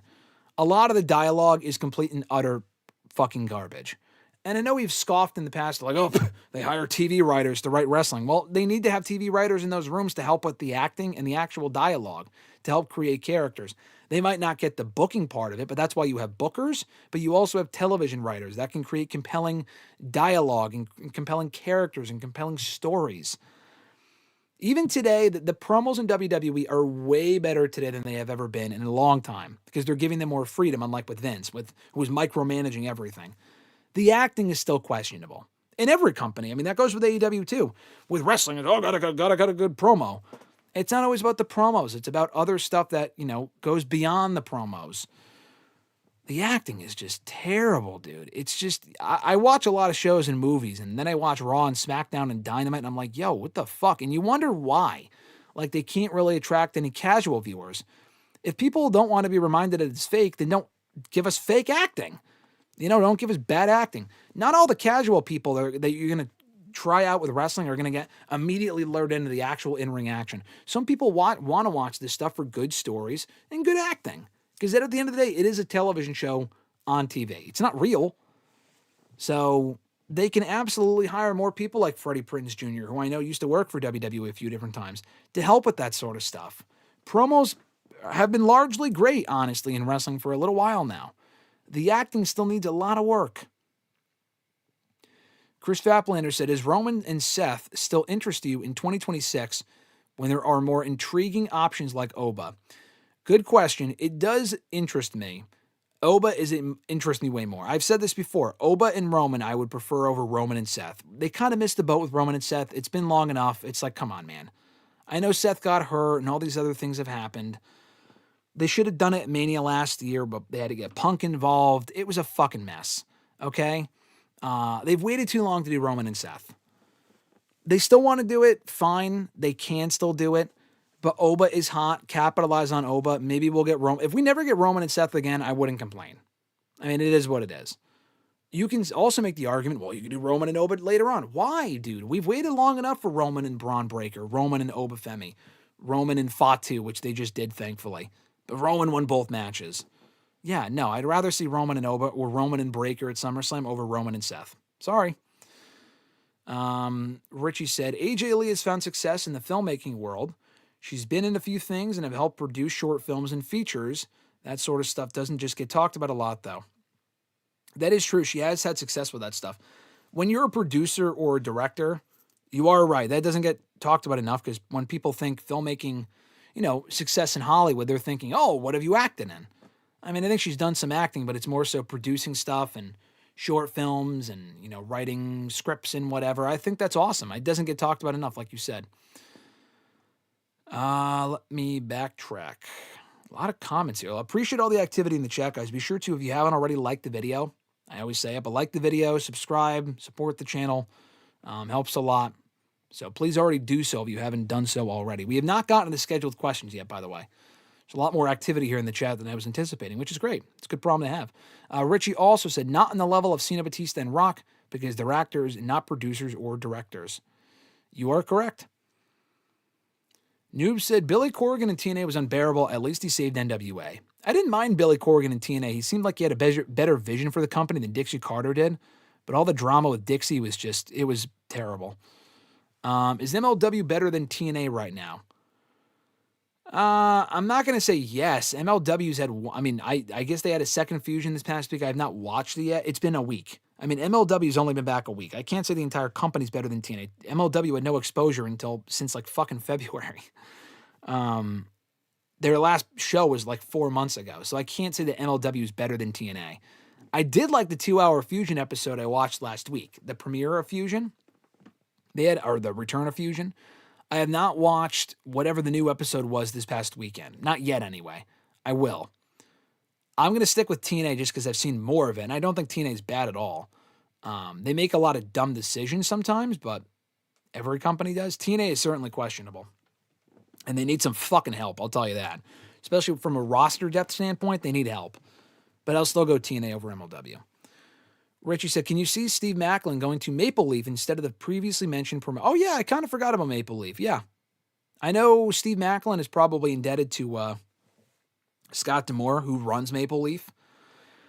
I don't know how stable Maple Leaf is. I think they have a TV deal or are airing a regular show soon. I did check out one of their first shows earlier this year, and I thought it was great. They worked in conjunction with Ring of Honor. I thought it was really good. Yeah, honestly, I think that's a very likely possibility. He could also do Maple Leaf and MLW, though, to be fair. I think he can do, like, more than one at a time. Fucking Josh Alexander was doing Maple Leaf, and he worked for AEW, so who knows.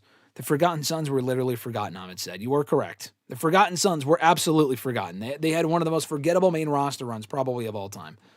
The Forgotten Bums is more like it. I like Steve Macklin. I like him a lot more now. Blake was fine. Riker sucked. So I don't know, calling them Forgotten Bums is accurate because they weren't really. It was more so Riker that was the issue. It was just that the gimmicks sucked. They were just boring as shit. Will you go see Disclosure Day? Probably not. I've heard good things about it. I've seen a lot of movies lately. Really busy at the moment. Probably not. I might. I'm currently not planning on doing so. The only other movies I'm planning on seeing, actually 3 more. This is the thing. I'm planning on seeing 3 more movies this month. I don't think I've seen one so far this month, but Scary Movie I'm only seeing because one of my brothers asked me to go see it with him. And we kind of grew up on the originals. I probably should go back and watch the 5th one. I've never seen that one. I'm sure it's terrible. The first one's great. I love the 3rd and 4th one. Those are guilty pleasures of mine. The 2nd one was terrible. This one also looked terrible. People were like creaming themselves over the trailer. Oh my God, it's so funny. I saw that trailer. That shit was dumb as fuck. And I thought I was the only one who thought that. Evidently not, because it got a low-ass rating, so I'm not surprised. It looks fucking awful. So I will be seeing that. I will be seeing Supergirl at the end of the month. And I will be seeing Toy Story. So I don't think I'll have time for Disclosure Day, but that could change. We'll see. At the very least, I might watch it when it's on streaming down the road. Speaking of Santana, can you see him being a world champion in WWE? No, I don't. I love Santana. I could absolutely see him as an NXT champion. I don't see him winning a WWE title. But I would love to see him have success because Santana's great. How many movies of Steven Spielberg have you seen? Good question. Let's look that up real quick. Steven Spielberg. I know I've seen E.T., Jurassic Park, Jaws. I forgot that he did all of these. He's done a fuck ton. Okay, so Schindler's List, I think I own. I've never seen it. That was recommended to me a long time ago. I've never seen it. But Jaws I have seen. Jurassic Park I have seen. I'm on Google. E.T. I have seen. Raiders of the Lost Ark I've seen. The Fablemans I did not see. Close Encounters of the Third Kind. I've heard of it. Never seen it. Ready Player One I did see, so that's 5. Saving Private Ryan 6 I've seen. West Side Story, I didn't know that was him. The Goonies I believe I've seen in full. That would be 7. Indiana Jones, Temple of Doom I've seen. Back to the Future, of course. Favorite movie of all time. That's 9. Jurassic Park, the sequels, no. All of the Indiana Jones movies I've seen. So that would be 10, 11, 12, including all the new ones. Jurassic World Rebirth he did. I saw that one. That would be 13. I've seen a lot of Spielberg movies. Wow. A lot more than I thought. I forgot that he did Poltergeist. I've heard of Cape Fear. He did Gremlins? Saw Gremlins. He did Shrek. Was he just involved with Shrek, or is this not accurate? Obviously, I love and have seen Shrek. Yeah, man, I've seen a lot of his movies. Fuck. I have seen a lot of his movies. Back to the Future would be my favorite, but yeah, that's pretty crazy. Anyway, Jeremy said, I remember Macklin and Cutler got paired. Sorry, I was looking at my phone. I remember Macklin and Cutler got paired with Corbin for a few weeks before being let go. I vaguely remember that. Very vaguely. That would have been 2020, right? Richie said, woof, Sean is 45, Steve is 39. Wouldn't be a bad grab for NXT then. Yeah, Macklin, yeah, no, he's definitely younger than I thought you meant Shawn Michaels for a second. I'm like, 45? Holy shit. Richie said, you right, Graham. Sorry, King. No. I mean, I understand why you would think that, though. That would also, I'm not saying, hey, listen, if they hire Steve Macklin and they put him in the Shawn Spears role, you're not entirely wrong, because that's a very real possibility and a fear that I have. I do think he has a higher ceiling, and I do think there's a better chance, after the great work that he's done in TNA, that they would bring him in and he would be utilized properly. Like Shawn Spears, he wasn't doing shit in AEW before he left. It's not like Shawn Spears was at the top of the mid-card, then he came over to NXT, then he was kind of doing whatever. Shawn Spears, to be fair, though, I mean, he's been involved in the tag team division. He was North American champion very briefly. He was challenging for the NXT championship when he first came in. He's kept himself busy. So honestly, even Shawn Spears' NXT run is probably what it probably should be. It's not like he's been in there as a fucking jobber. He is kind of a jobber, but I don't know. I think they've utilized Shawn Spears well. Steve Macklin's younger. I say only 39, but it's not like he's 45, like you said, with Spears. So I think it's still worth a shot. Do you feel like Shawn Spears is one of the most underrated wrestlers? He's underrated, one of the most underrated ever? I don't think so. The issue with Shawn Spears has always been a lack of charisma. He's a very good worker. He's always been a good worker. But he's never really had that, aside from like the 10 gimmick, he never really had that extra something that makes him stand out as anything more than generic. And WWE could have done more with the 10 gimmick on the main roster, and they kind of squashed that pretty fucking quickly. Noob said, tell that Shawn Spears about 2 weeks ago, he lost his mind attacking OTM. Yeah, Shawn Spears, at least they keep, Shawn Spears is on the show pretty consistently, I will say. Was there any better feeling than the Edge Christian pop? Don't know what you're talking about exactly. What the pop when they reunited, the pop they had in general, I don't know what you're talking about. Tyreek is asking, who is Trevor? I'm not understanding. Tyreek, listen. I think you know who Trevor is. But what I'm also asking you is, and now this, honestly insane that you've been here twice and that you actually caught that. Trevor is a bum, like Richie said. You missed my heated shoot promo from 2 weeks ago. We fucking hate Trevor. But listen, if you don't, I will tell you who Trevor is. I will tell you everything about Trevor, who he is. I will tell you where the fuck he lives, why we don't like Trevor. I will tell you his fucking medical history, everything. Only, I ask of you one thing, Tyreek. One thing. And I don't ask for much. I'm asking one thing of you. Are you ready, Tyreek? I am asking, who or what is Love Ziggler? Specifically, a Love Ziggler nickname. That's all I ask. If you can answer me that question, I will tell you anything you want. I get the feeling, though, you're not going to answer, because you haven't answered for 15 months now. Richie said, do you see WWE ever pushing Alexa Bliss in the main event scene again? Good question. Maybe temporarily as like a one-off opponent for like a fucking Charlotte or something if Charlotte became champion again. Do I ever see Alexa Bliss getting a world title back, a main world championship back? I don't. I think that time has passed. They have more talented women. I don't see that happening. Do I see her challenging for the championship again at some point? Yeah, that's possible. Do I see her winning it? I'm going to say no. Fernando said, what happened to the booking of Dragunov? It looked like WWE was very high on him. Great question. Would love to know, and no fucking idea. The fact that he has not been on the show in almost 2 months is egregious. Egregious. I'm sorry. Egregious. I saw, not the report, but the opinion from Meltzer that WWE doesn't see him as a high enough talent. They don't see him as a world champion. All right, whatever. First of all, I disagree, but whatever. He's not going to carry the company, but he could be like a reliable lower main eventer, higher mid-card or whatever. He's not even on the show. He's not even on the show right now. Crazy. Richie said, can you see Trick Williams becoming a face for the company in a few years' time? He seems to be the overall package of what the company looks for in talent, both inside and out of the ring. I do. Do I think he will be Cody Rhodes? No. Do I think he can be in that upper main event mix of guys that they, send out there to do media and also win a few world titles? I do. Yes, I do. I don't know if he's the guy. I don't get the guy vibes from Trick, but I do think he can be like 1B or 1C. Give me back shots, Marceau. Always a great go-to nickname. He said, saw a clip of Braun spearing Roman at the Rumble. I can't believe Braun is not in a better position today, and it kind of seems dull with no momentum. Brother, you're telling me. That makes no sense. I mean, I think that was from last year and now this year, but still. The fact that Braun has gone on to win 0... I mean, actually, that's not true. He did win the IC championship. No, he was already IC champion at that point. I was going to say, did he win any titles after that? He did not. He's technically one half of the World Tag Team Champions now, for whatever the fuck that's worth, which is nothing. But yeah, you are right. Completely ridiculous. They've not done more with Braun Breaker since then. Richard said, TV writers, ? You mean AI, Graham. TKO knows what we want. AI indeed. I forgot. Of course. Wrong 2 letters. I meant to say AI, not TV writers. Don't get me started with the summer of 2022 TNT title division. It was so bad. Yeah, it was bad. That never-ending feud with Sammy Guevara and Scorpio Sky was awful.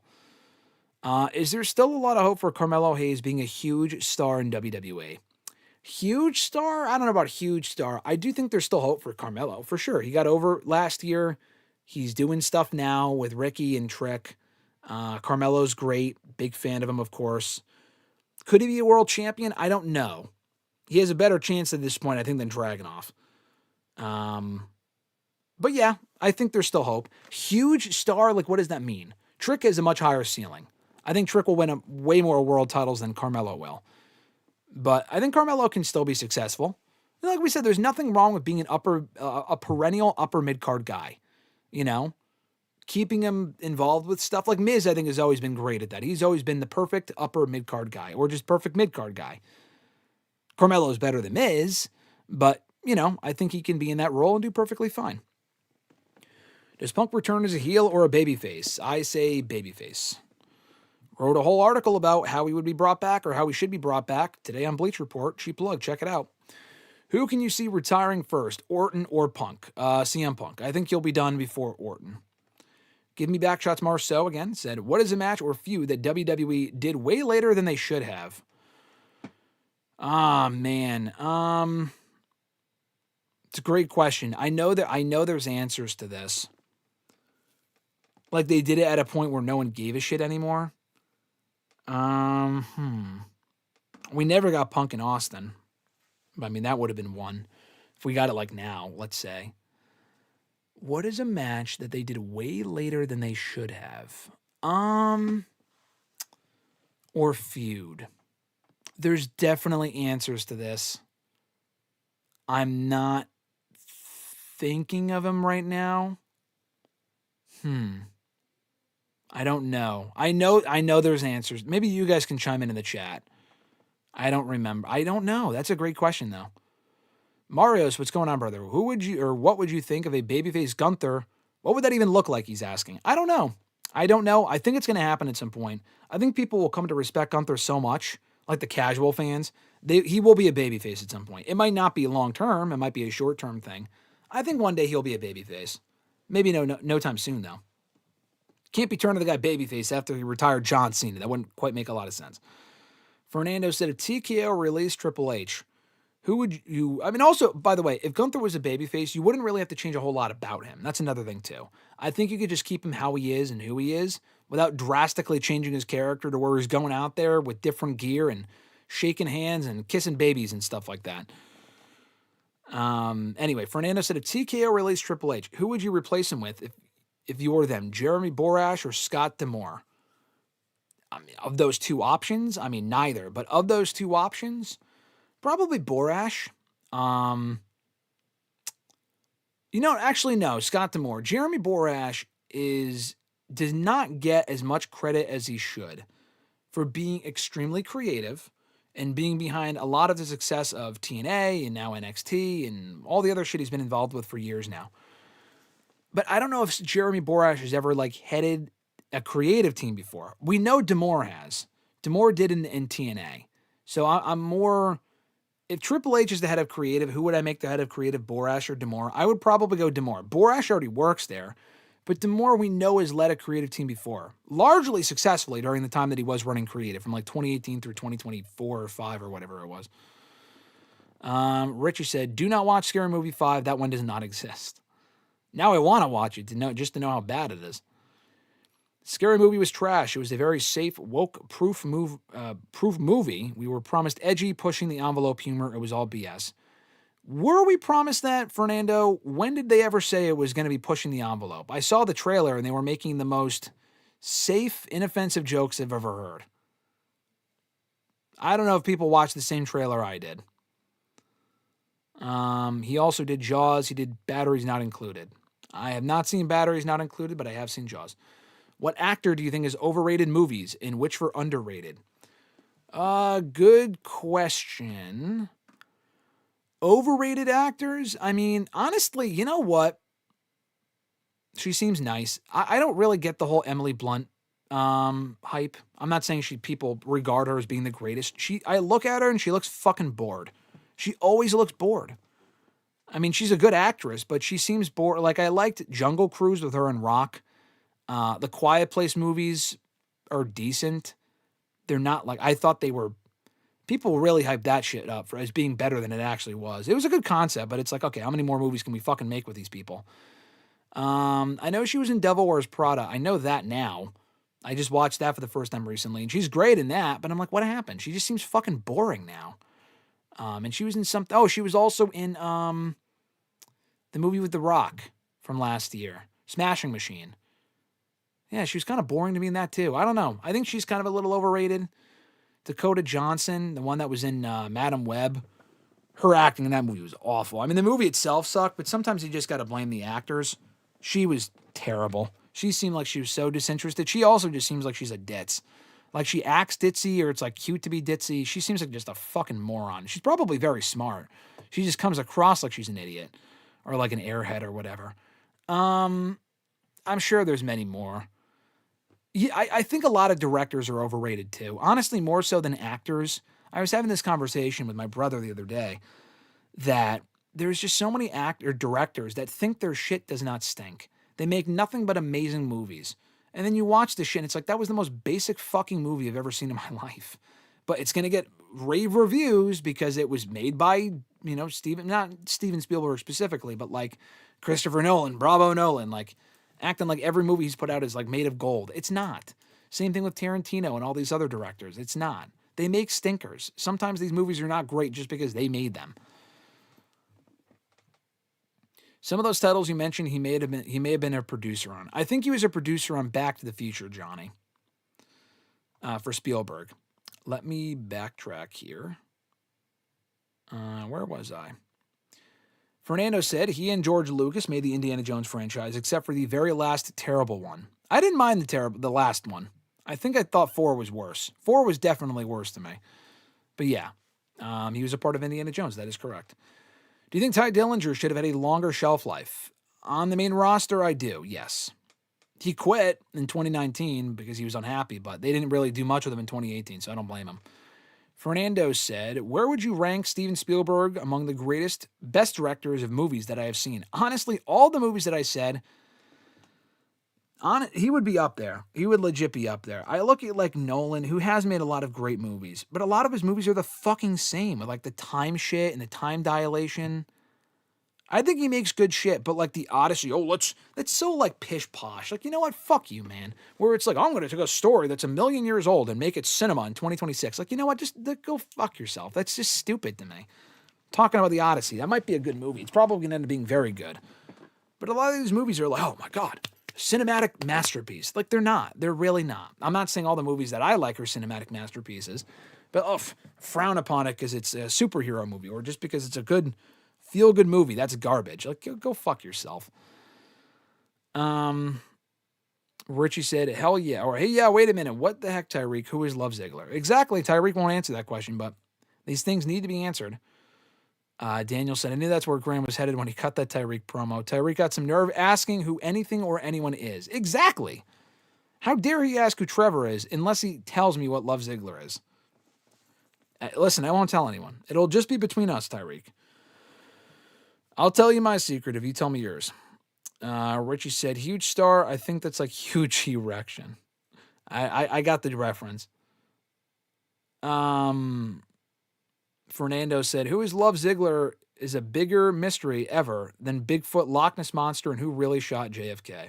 You're correct. Who Love Ziggler is or what Love Ziggler is a way bigger mystery than all three of those things combined, Fernando. You are right. Richie said, I'll leave now. Fernando asked, who will be a bigger star between Carmelo or Ricky Saints? Good question. I'm going to go Carmelo. Love both guys. Love them both. If I had to choose one as far as who I think will go higher or be bigger in WWE, Carmelo. As far as he's saying matches that happen later than they should have. Trish and Becky, Hogan Flair definitely. That's probably the ultimate answer. Trish Becky still ended up being good. Their last match was great. The feud should have happened sooner than it did. I do agree with that. Jeremy said, if they have no plans to use Dragunov on SmackDown, in my opinion, they should send him down to AAA and have a stint there.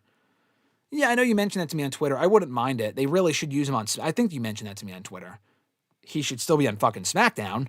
But yeah, honestly, why not? Have him go beat the shit out of some AAA roster guys. It's better than being on the bench and sitting in catering and doing nothing. Fernando said, Punk versus Roman should have happened a long time ago if Punk never left. Agreed. Sydney Sweeney is another one that looks bored all the time as well. Yeah, she does. I mean, she gets away with it because she's extremely attractive, but yes, she also looks bored as fuck. She just seems like she, not even as an actress, but also as just a person, seems like you'd be talking to a fucking wall if you had a conversation with her. Fernando said, another match was trash, but Goldberg versus Taker happened way too late. Agreed. That match was terrible and did not need to happen in 2019. If anything should have happened in like 2003, it didn't. Don't do it. Oh, you know another one, DX versus Brothers of Destruction. Honestly, that might be my ultimate answer. Happened about 20 years too late. By 2018, it was absolute hot-ass garbage. And Fernando said, the new Scary Movie is a continuation of Scary Movie 2. There is no need to see the other ones. I'm going to see the fifth one just because I just want to complete the series. I know you mentioned, like you said there, it's not canonically connected. It's a continuation of 2. Well, that sucks because 2 was terrible. I didn't even know 1 and 2 were connected. I thought they were just random movies. 4 continues off of 3, I think. Because I know Charlie Sheen was in 3 and 4. Anyway, I don't know about 5. 5 just seems awful. I'll watch 5 just to check it out at some point, just to say that I did. Because I've seen all the other ones at this point. I watched 2 finally a few years ago, and it was not good. Rock versus Cena should have happened sooner, right? I was going to say that, Fernando. I was going to say that. But I didn't. It should have happened maybe a few years earlier, but it still ended up being perfect timing. Like, it still ended up being a great feud. The first match was great. The second match, not so much. But honestly, it happened at the peak of Cena's popularity, like as far as him being the guy in WWE. The only other time Rock and Cena should have happened was like maybe 2008 through 2010. That's it.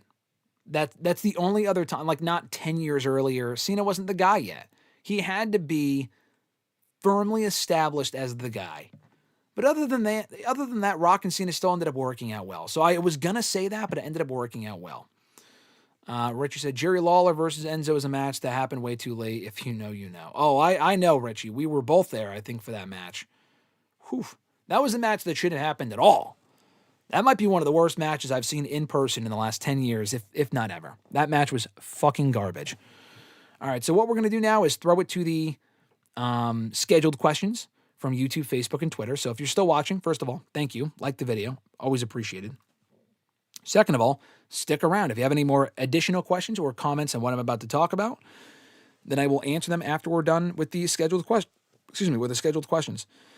But Fernando said, what if Punk never left WWE? How many times would he have been a world champion? I mean, he was already a world champion like 5 times. He probably would have won the world title another 2 times.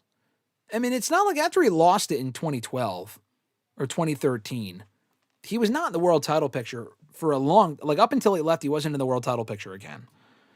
I would say another 2 or 3 times. Hopefully more. Yeah, never in a lifetime. Mario said, would Rock and Roman count as too late if it eventually happens? Yes, it would, Mario. Yes, it would. If Rock and Roman happens next year, it would definitely count as being too late. That is a match that should have happened 10 years ago, if not 4 or 5 years ago. Way too late. The entrances and promos were longer than that match.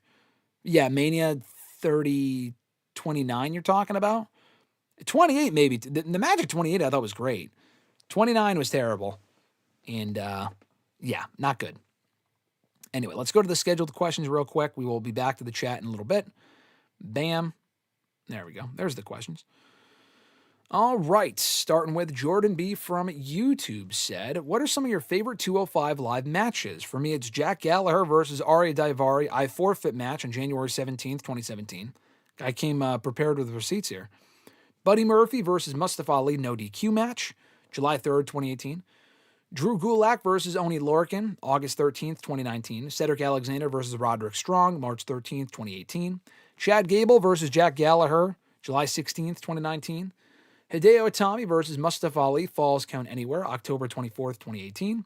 And Buddy Murphy versus Cedric Alexander, May 29th, 2018. All great matches. I watched the entirety of 205 Live, so I remember all of those matches. I think Buddy Murphy and Ali is still regarded as the 205 Live match as far as being the best ever. I still see that get, tossed around as being the best 205 Live match, and the clips get tossed around and shit. So, yeah, I probably would go with Murphy and Ali, their no DQ matches being the best. I don't know if I really have a favorite beyond that one. Anything with Cedric Alexander, I always enjoyed. Neville was on 205 Live there for a while. I mean, I really liked the Aries and Neville feud, but that wasn't a 205 Live match. Those matches happen on pay-per-view. I really liked Neville and Aries for Mania 33 on the pre-show. I might be in the minority on that, but I really like that match. I really like their whole series of matches. The second match had a terrible finish. The third match, and it was an I Quit match or a submission match or something. That was a good match too. But those didn't happen on 205 Live. I forgot what else actually happened on the show. Most of the best Cruiserweight title matches during that period happened on pay-per-view. Like Tozawa and Neville, I think, happened on Raw and at SummerSlam, and those two had great chemistry. Anything with Enzo was awful in late 2017. I remember when Roddy was on the show briefly in early 2018. That was great. When they were doing the tournament to crown a new champion. But yeah, really anything with Cedric. I also like Cedric and Ali from Mania. I like Cedric and Buddy Murphy from, what was it? I think the Super Showdown show in Australia in 2018. But those were all on pay-per-view. Those weren't on the actual 205 Live show. Rich Swann and Brian Kendrick. That was when Rich Swann won the title in the first episode of 205 Live back in late 2016. I think there was a Neville-Cedric Alexander match that I remember really, really liking from early 2017. That would be another one, too. He asked, do you see Penta winning a world championship in WWE in the future? I don't. Should he compete for one? Yes. Should he win one? Honestly, he's over enough that he probably should. Will Penta win a world title in WWE? No, and I think that's okay. I think he's one of those guys that we talked about earlier. He can always be at the upper mid-card, lower main event level and still be super over and successful without ever having to win a world title in WWE. Nike Fan 02 from YouTube had a couple of questions here. Would you book Sami Zayn versus Cody Rhodes for the title and have Sami Zayn beat Cody in Saudi?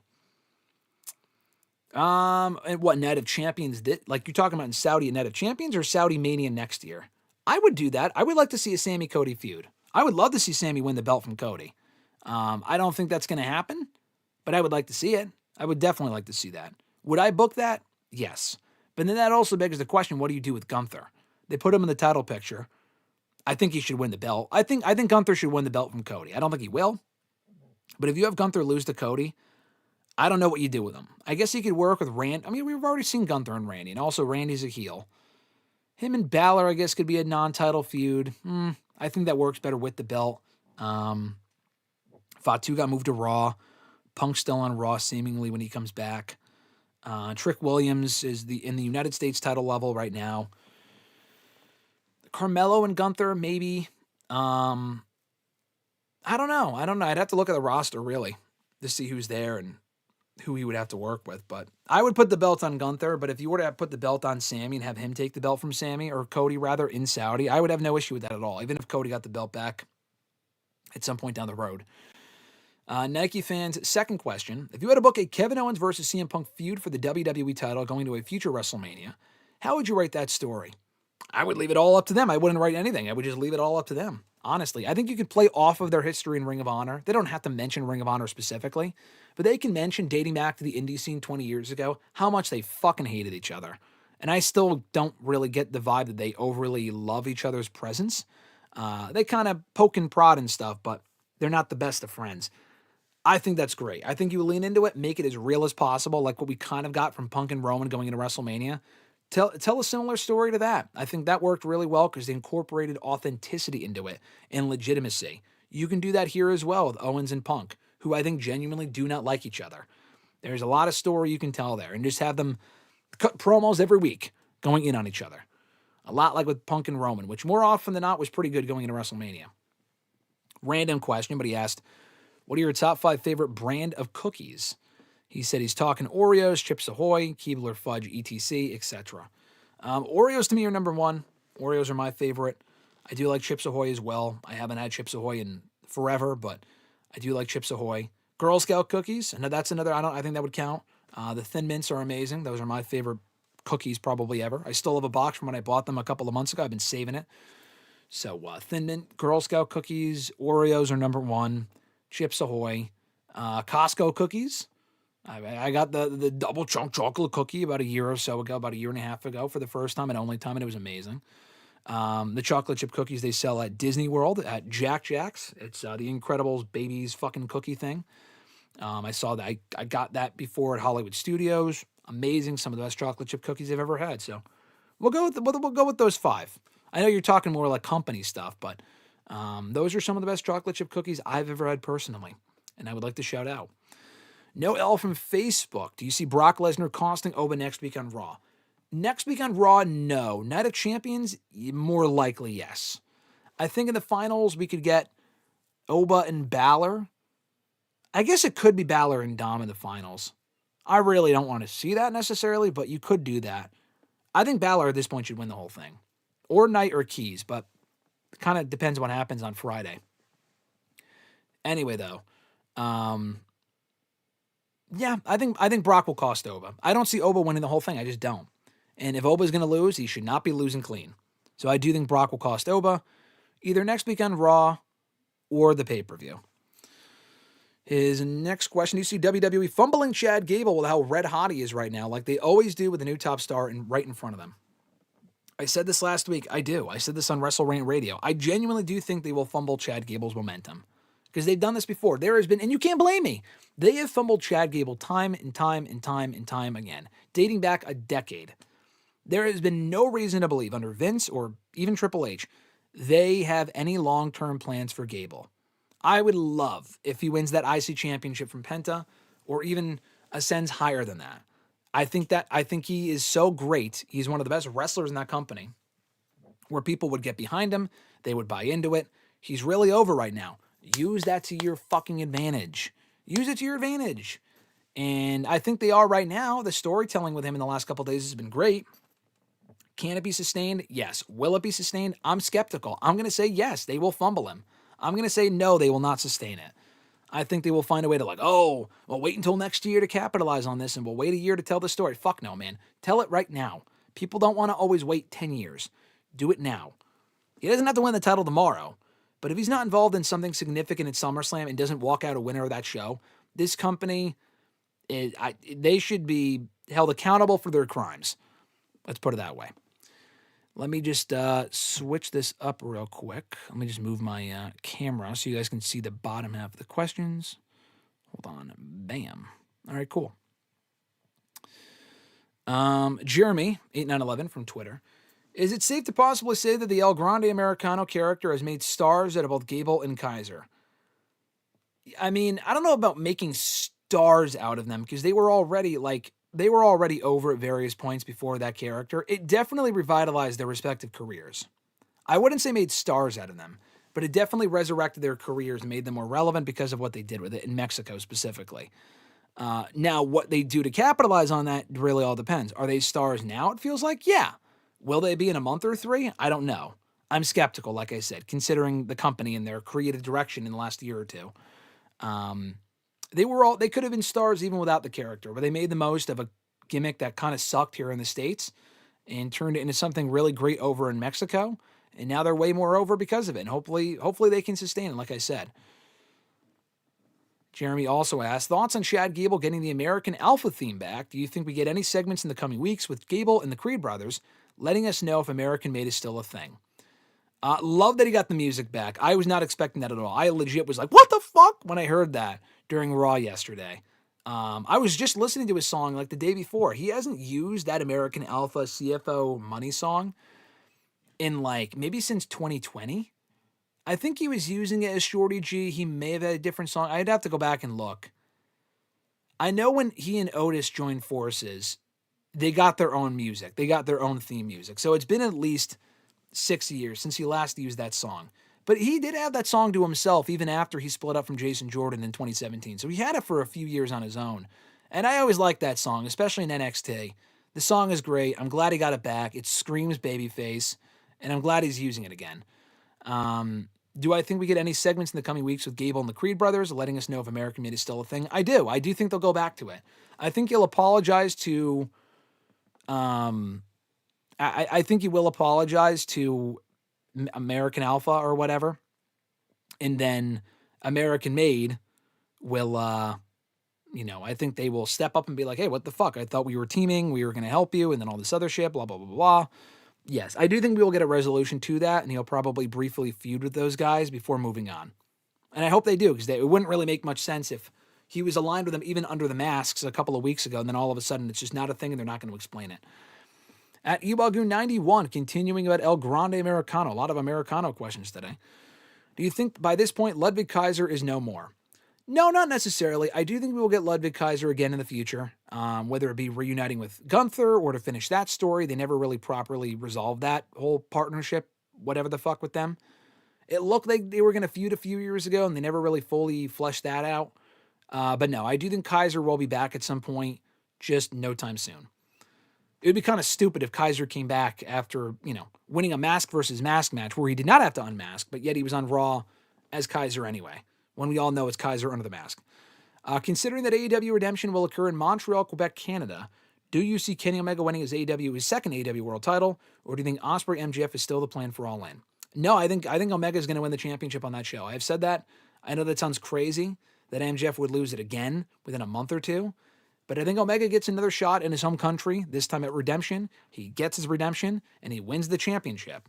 And then we get Omega and MJF, or Omega and Ospreay, rather, at All In, and that's where Ospreay wins the belt. Now, that's a lot of hot potatoing, but that's kind of how I see it playing out. And honestly, I'm not sure if I am I'm all that mad at that. I feel like that would make sense. Third question, while it's obvious that Ospreay and Swerve will be the men's Owen Hart Cup final, who do you see facing in the final of the women's side? Mercedes will make it to the end, no doubt about it. I think it's going to be Mercedes and Persephone next, or no, Hazuki, right? Mercedes will go to the finals. I don't know who's on the other side, though. I don't remember. She already beat Alex Windsor. It might be her and Athena. Honestly, I'll go her and Athena. I think Athena winning the whole thing and avenging that loss from Mercedes last year would be great. Don't see that happening. I will say it will be Athena and Mercedes in the finals. And then last two questions here. From @millennial_noob from Twitter. What are your thoughts on Steve Macklin leaving TNA? Because there are a lot of wrestlers leaving TNA. Is it a creative issue or a business issue? I think it's both. I think they just don't have anything for him creatively at this point. And also it's a business issue where they're probably not paying him enough. And even though they're on TV, there's been a lot of issues behind the scenes for the last several months with contracts and people getting released, quitting, not getting paid enough. They're on like per appearance deals, but they're not getting booked. It's kind of a fucking mess.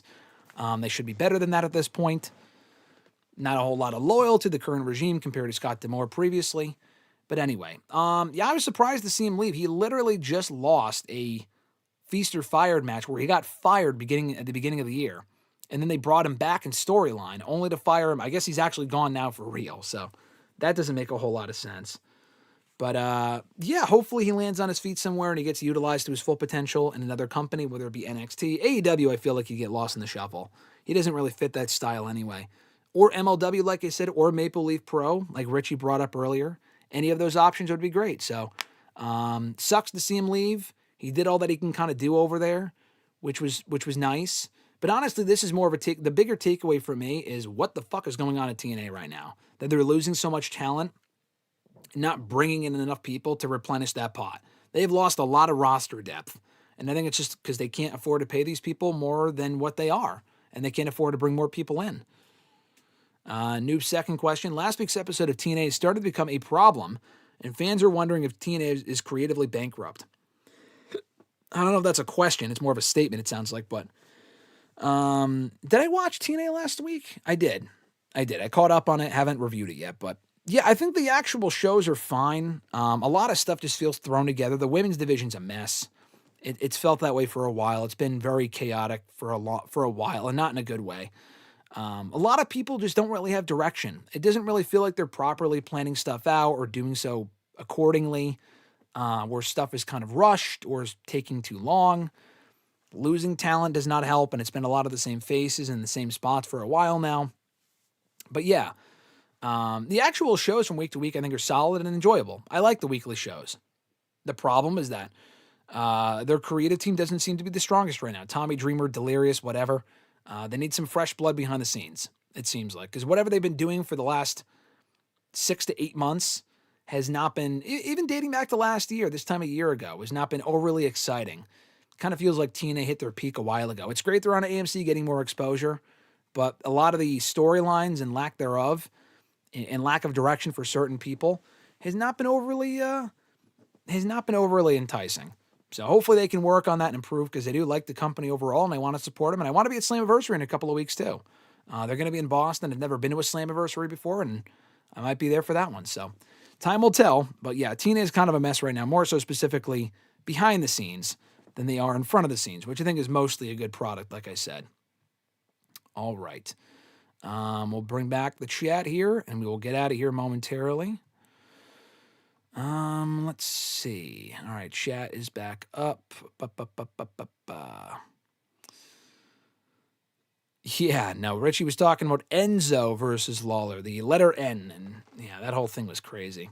Oh, the entry. Oh, yeah. For the promos and the entrance, you're talking about Enzo and Lawler. Yeah, you're right. The entrances and promos for Lawler and Enzo were definitely longer than the actual match itself. I thought you were talking about Rock and Cena. Fernando said the Steiners versus the Dudleys happened way too late in TNA. They did that match in TNA? When did they do that match? I didn't even know that. It was probably in the 2000s. I didn't even know the Steiners teamed up in TNA. I have no recollection of that at all. Mario said, how do you think Jason Jordan's career would have gone had it continued?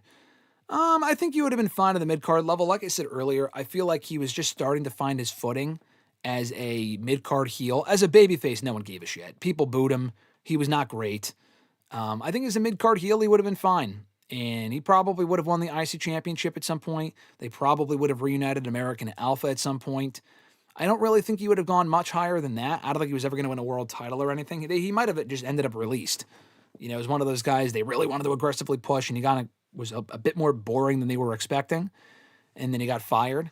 I don't think he would have turned into some massive star long-term. Sucks that he had to retire early, but it's not as if they missed out on one of their biggest prospects of all time when he retired.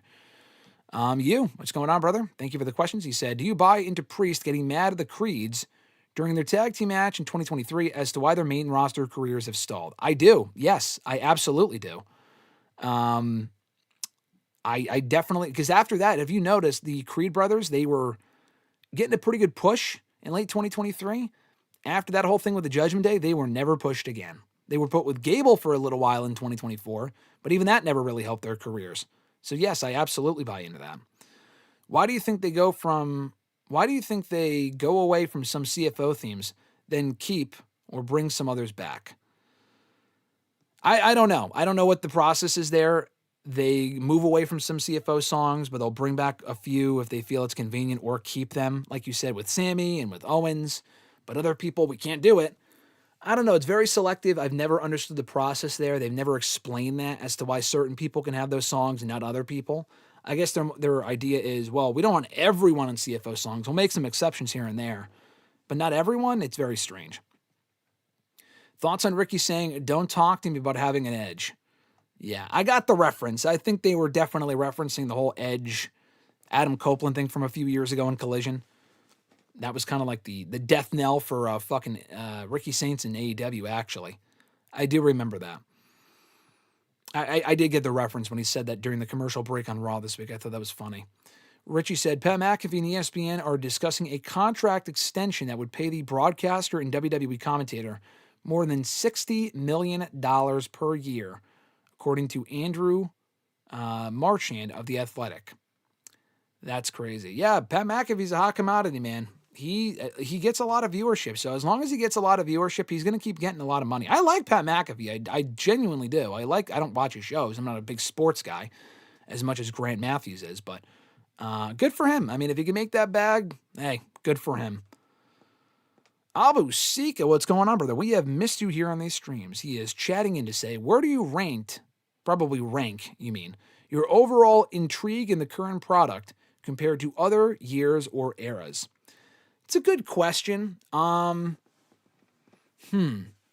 It's so hard to say, right? Because I started watching in 2008. So it's like when you're a kid, you're obviously invested and want to watch all of it. But like you're a kid. So even though the product might be garbage, you love it because you're a child and you're just watching. So honestly, I think my current intrigue in the product, it's not as high now as it was 2 years ago. Like when Triple H first took over, it's definitely not as high now as it was in 2022 to 2024. My interest in the product was definitely higher at that point than it is now for WWE. But it's still higher now than it was, I would say, in 2020, 2021, when the product was just fucking terrible. Like, I would say the most disenchanted I have been with WWE was probably after Punk left, because he was my favorite and still is. But when he left in 2014, it was a struggle to keep involved with those shows, especially when it got worse later on in the year. I would probably put, the last 5 years up there with like my first 3 years of watching WWE. 2012 onward, especially when you get into high school and college and stuff, it's kind of hard. I definitely watched all the shows. Obviously, I've never not watched, and a lot of it I do for a job too, but it's like, yeah, I mean, intrigue, I would say I'm still intrigued. Just because the product I know most times will be good. I'm not as excited to sit down and watch SmackDown on a Friday night as I was in 2008, because they have more shit going on, and I'm just not, like, SmackDown sucks currently, and the 3 hours are tough. But I would say it's still, my interest is still high. I'm just a mark too, man. And whether it be this or AEW or whatever, I will always be a wrestling fan regardless, so I don't think they'll ever really change. But that is a good question. Richie said, 60 million is absolutely abysmal, yet the talent who put their bodies on the line were asked for a pay cut. I know it's an ESPN thing as opposed to TKO, but holy hell, these people are tone deaf. Let's pay a dude who kicked a ball and who talks more than a full-time athlete. Yeah, I get, yeah. It's just because of the viewership and it's all ad money and stuff like that, man. It's crazy. That's really what it comes down to. The NFL can take all the money for themselves, and all these companies can. But when it comes to like Pat McAfee having his own brand and his own show, they're watching for him. Like the NFL, you might be watching for certain athletes or for teams, but you're watching the NFL regardless. You know what I mean? When you watch Pat McAfee's show, you're watching for him. So he has the leverage to ask for 60 million is fucking ridiculous. I agree. No one needs that much money. But he can ask for it because he has the leverage. That's really what it comes down to. I guess good on him for taking a chance on himself with the whole broadcasting thing, if nothing else. Richie said, also today is allegedly Donald Duck's 92nd birthday. Do with that information what you will. I do agree with Daniel, who said Donald Duck, that orange is greater than the orange Donald. You are not wrong there, Daniel. You are not wrong. Triple H did say that Pat McAfee is the face of WWE. You are correct on that as well, Richie. He did say that in WWE Unreal. Abu Sika asking, how does Grant feel about the finals? I watched the finals with him last night. I missed the first 2 games. Grant has been watching thoroughly, obviously. He's been watching intently, paying close attention. I watched the second half of last night's game with Grant, and we were both upset that the Knicks lost. I think a certain orange man that was in attendance might be more to blame than the team itself or me watching specifically. Danhausen's curse did fail us last night, but I got faith in the Knicks. I do think they're going to go far and continue to do well. I don't know if they're going to win the whole thing. I said last week I feel like they're going to get fucking squashed, and I'm glad I'm wrong. I'm glad I was wrong. They didn't. Not only didn't they not get squashed, they won their first 2 games. So good for them. I hope they can turn it around in Game 4. But yeah, man. Grant and I are very. This is. I've also said this too. Grant's always invested in the NBA. I'm especially invested right now. I'm a big stats guy. I have nothing. Like, I have no affiliation with the Knicks at all. I really don't care about the Knicks specifically. I am fascinated by the fact that they have not won a title in 50 years. That, to me, is incredible. And you can't help but not root for them, given how magical this last season has been for them. And it's cool to see, especially as a Northeasterner, but just in general, just seeing the love, it's hard not to root for that. In any story, in any game or sport or show or whatever it might be, real or not.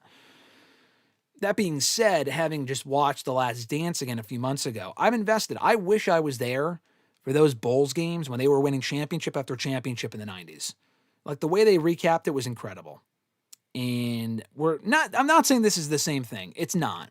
But it's competitive. It's exciting. It's history-making.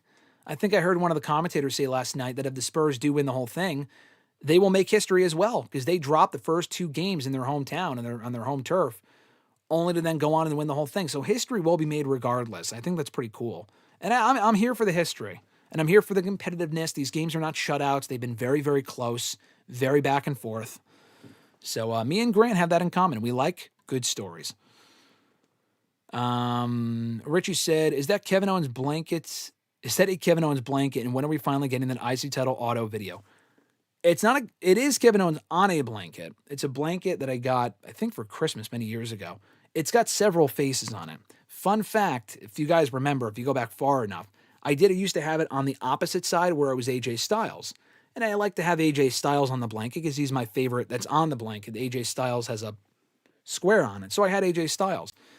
But I got enough comments on the fucking streams when we started doing more video stuff from you guys, from Arthur Morgan, from Roger Clark, rather, when we had him here on the stream earlier this year. He goes, oh, is that a Charles Manson blanket? I'm like, no, it's not fucking Charles. He's a wrestling fan. He knows who AJ. I said it's AJ Styles. He goes, oh. He couldn't even tell. Someone here said it looked like John Wick. I'm like, it's fucking AJ Styles. So I'm like, you know what? Whatever. If that is more discernible as Kevin Owens. So I'm like, you know what? I'm going to keep it on Kevin Owens. There's also John Cena, Enzo. We talk about Enzo. Enzo has a blanket on that thing. That thing's from like 10 years ago. Enzo, I think Big Cass. Dean Ambrose is another one on there, but I don't have Dean on there because that's not what Dean Ambrose looks like anymore. Kevin Owens looks still exactly the same. So I'm going to leave it on Kevin Owens. As far as the IC title autograph video, I will do that at some point. I promise. When I have enough time and things kind of wind down a little bit, we will do it. I am getting more signatures on the belt this summer at Fanatics Fest. Breaking news. I mean, this was official a few weeks ago, but I'm going to Fanatics Fest. I'm getting some autographs on the belt. So we're adding 2 more. I will not say who it is, but we are getting 2 more signatures on the belt this summer. I'm excited for that. Abu Sika said, do you agree that controversy creates cash?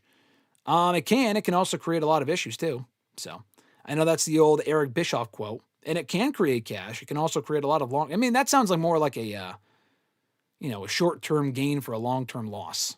Depends on what controversy we're talking about here. Daniel said, Nike fan bet me $25 on the last hashtag AskGSM Spurs would win the series. Knicks up 2-1 and he is nowhere to be found, LOL. That is amazing. Well, the series ain't over yet. So we will see. I hope he pays you that $25 though if the Knicks win. Daniel said himself he might go to Fanatics Fest. Hey, let me know, brother. Let me know. I haven't seen you since Mania last year, but if I go to Fanatics Fest, I will be there on the Friday, July 17th, the exact 15-year anniversary of Money in the Bank 2011 when CM Punk... Hey, Nike fan's right there! Hey, Daniel, you were asking about Nike fan. He's right fucking there. He's got to pay up for your bet. Holy shit. You were asking where he is. He's right there. Anyway, but yeah, if you go to Fanatics Fest, I should be there on that day. That is the 15-year anniversary of when Punk won the WWE title in Chicago and Money in the Bank 2011. Say his name and he appears. There he is. Yeah, Nike said I'm right here and the series ain't over yet. That's amazing. What movie am I seeing today, Nike fan? None. I'm not going to see a movie today. The next movie I'm going to see is probably Scary Movie 6. I keep saying 5. Scary Movie 6. And I'm going to be seeing that most likely on Saturday night. Alexis actually has a play coming up this weekend, so I'll be busy with that. She's in a play here in Connecticut, another musical, coming up on Friday and Sunday. I mean, it's really all weekend, but I'm going on Friday and Sunday. She's also in it twice on Saturday during the day and at night. But that night, I'm going with my brothers to see Scary Movie 6. Also seeing Toy Story 5 in a couple of weeks and Supergirl. So I'm going to be busy. Going to be busy with some movies for the foreseeable future. And Richie said earlier, and no, I'm not seeing Disclosure Day as of right now. Nike fan. I will at some point. Not in theaters necessarily. I don't know if I'll have time. I don't know if I really want to. If I get invited to, or if it makes sense and I just want something to do, I'll see it on a $5 Tuesday. Steven Spielberg does not need my money, okay? Disney does. Mom and pop shop, all right? They need my money for Toy Story 6, 7, and 8. Toy Story, just honestly, combine Toy Story 6 and 7 into one movie and just call it Toy Story 6, 7. I think that'd be a good idea. But anyway, I'll probably see it on streaming down the road. I said that earlier. I would be more, like Marty Supreme, I didn't really care to see that like in person. But I have to watch that in streaming soon. And yeah, Nike said the Trump curse is more powerful than the Danhausen curse. Clearly, because he caused them to lose yesterday, so you're not wrong. And then Richie said earlier, I know next to nothing about sports outside of pro wrestling, MMA, and boxing, but I've never been more invested in an NBA game in my life. This was all thanks to Danhausen. Bro, me too. Me too. Me too. I'm invested. Like, legitimately invested. I'm serious. There's a guy got my boot. Bro, could you imagine Toy Story 6, 7 as just one giant meme of a movie where, like, the toys discover fucking memes? Or they discover just, like, dumb brain rot. Like, I know technology is in this movie, but, like, the next movie is all about TikTok. It's all about fucking challenges and all this other dumb shit. Yeah, somebody poisoned the Skibidi toilet. Could you do 6, 7, and beyond? Yeah, exactly. That's what it's going to be. I'm giving them ideas, man. Daniel said, Orange Man absolutely put bad juju on the Knicks yesterday. He definitely did. I agree with that, Daniel. All right, we're going to get out of here. What a great note to end on. This has been a lot of fun, guys. I appreciate you tuning in for a 2.5-hour stream here today. Very successful episode. I appreciate it. Be sure to like the video on your way out. Subscribe if you haven't already. Turn on notifications to be notified every time we're live here on typically Tuesdays and Thursdays for hashtag AskGSM and WrestleRant Radio. We're not quite back on the right track as far as timing, and I'm still super busy and behind on stuff, but I will catch up. I will be better, I promise. Life's been crazy, so stay tuned on that. But anyway, we'll be back on Thursday with Mr. Marceau for WrestleRant Radio. He texted me earlier, like I said, and sounds like we're going to record first thing on Thursday morning around 8:30 a.m., 8:30 a.m., so stay tuned for that. And if you're not up early enough Eastern time at that point, then you can check out the stream or the audio after the fact. So keep an eye out for that coming up on Thursday with myself and Mr. Marceau. Want to shout out the channel members, Alexis, Miss Mon Matthews, Dillon, DiGiacomo, Mrs. Renee, Daniel, Malcolm, Adam Quarter on X, DJ Swerve1, at Swerve1 on IG, Mr. Marceau, at RJ_Marceau on X, John Ritland, Real Honesty with John Ritland on YouTube, Richie Red Planet Wrestling on YouTube, and Average Grunt at gruntwrestling.bluesky.social on Blue Sky. More information on all that down below. If you want to send in a question to the show, you can do so by tweeting me on the Twitter machine at WrestleRant with the hashtag AskGSM. Find me on Facebook as well, facebook.com/gram.gsm.matthews. Drop a comment on the post I usually put up on Monday nights, or Monday evenings, if not the wall itself. And last but certainly not least, drop your question down below in the comment section on this very video after it's done processing, and I'll include your question in next week's edition. That's about it. I actually watched F1. You talk about movies. What am I watching today? I watched F1 last night because I watched Raw during the day as it aired on Netflix. I'm like, fuck, I got an open Monday night. I got work done and shit. But I'm also like, you know what? I was watching a movie, so we watched F1. And it was actually a great movie. I really liked it. My Letterboxd review. I've been meaning to watch it since it came out last year. Finally saw it. My Letterboxd review will be up at some point, probably soon after this. And last time on this, too, one more reminder. The website, for some reason, first of all, I'm still catching up on all the reviews. I still haven't posted my review of Double or Nothing, for example. I apologize. I've just been that busy. It's been that bad since Mania, and even before Mania. But anyway, the website, for some reason, WrestleRant.com, is not working. If you go to www.WrestleRant.com, it works. If you click on any of the links that it posts to the shows, to the articles, to anything, to the website, I think it works. But if you go to the homepage or have it bookmarked, for some reason, it doesn't work right now. I don't know why. And it says it's not secure. I'm not taking your fucking credit card information, I promise you. Something happened. There was a glitch. I talked to the company about it yesterday. They told me they fixed it, and they fixed only 50% of it. It's not completely fixed. I got to do that too. I got to take care of that. That's going to be a pain in the ass as well. But keep an eye out for that. I apologize. If you try to go to the website and it doesn't work, there are other ways of accessing the site. And like my Raw review from yesterday is already up. I put that up pretty quickly because all the other shit's delayed. That shit should be up now. But that's about it. That should be about it. Thank you, Richie, saying W chat and W stream. Thank you, Richie. Always appreciate you. Nike fan said, bring Andy back. Long live Andy, said Nike fan and Daniel. I agree. I forgot about 4. I mean, I've seen 4. I've been rewatching Toy Story in recent weeks. I've rewatched the first 3. I have not seen 4 since I first saw it in 2019. I don't think Andy's in that movie because I know he said goodbye to the toys. There's really no reason to bring him back. You finished that story, so I'm curious what kind of story they tell in the 5th one and if it's going to be any good because the first 3 are untouchable. The 4th one pales in comparison, but it's still a great movie, I think. But anyway, guys, until next time, have an awesome rest of your day. We'll get you right back here on the next one, probably on Thursday for WrestleRant Radio with Mr. Marceau. Until then, I'm GSM Matthews. And last comment here, the last possible second from Richie, saying you could try converting the link to a tiny URL for the time being. Yeah, it's a good idea. Maybe I'll try that. But like I said, there are other ways. If you type it in, like, I think WrestleRant.com might still work. I don't know. www.WrestleRant.com works. The HTTP / shit with that does not work. I don't know why.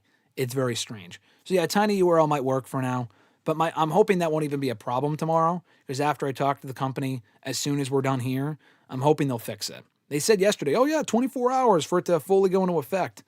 Maybe it's working now. I don't think it is. It wasn't before we started recording.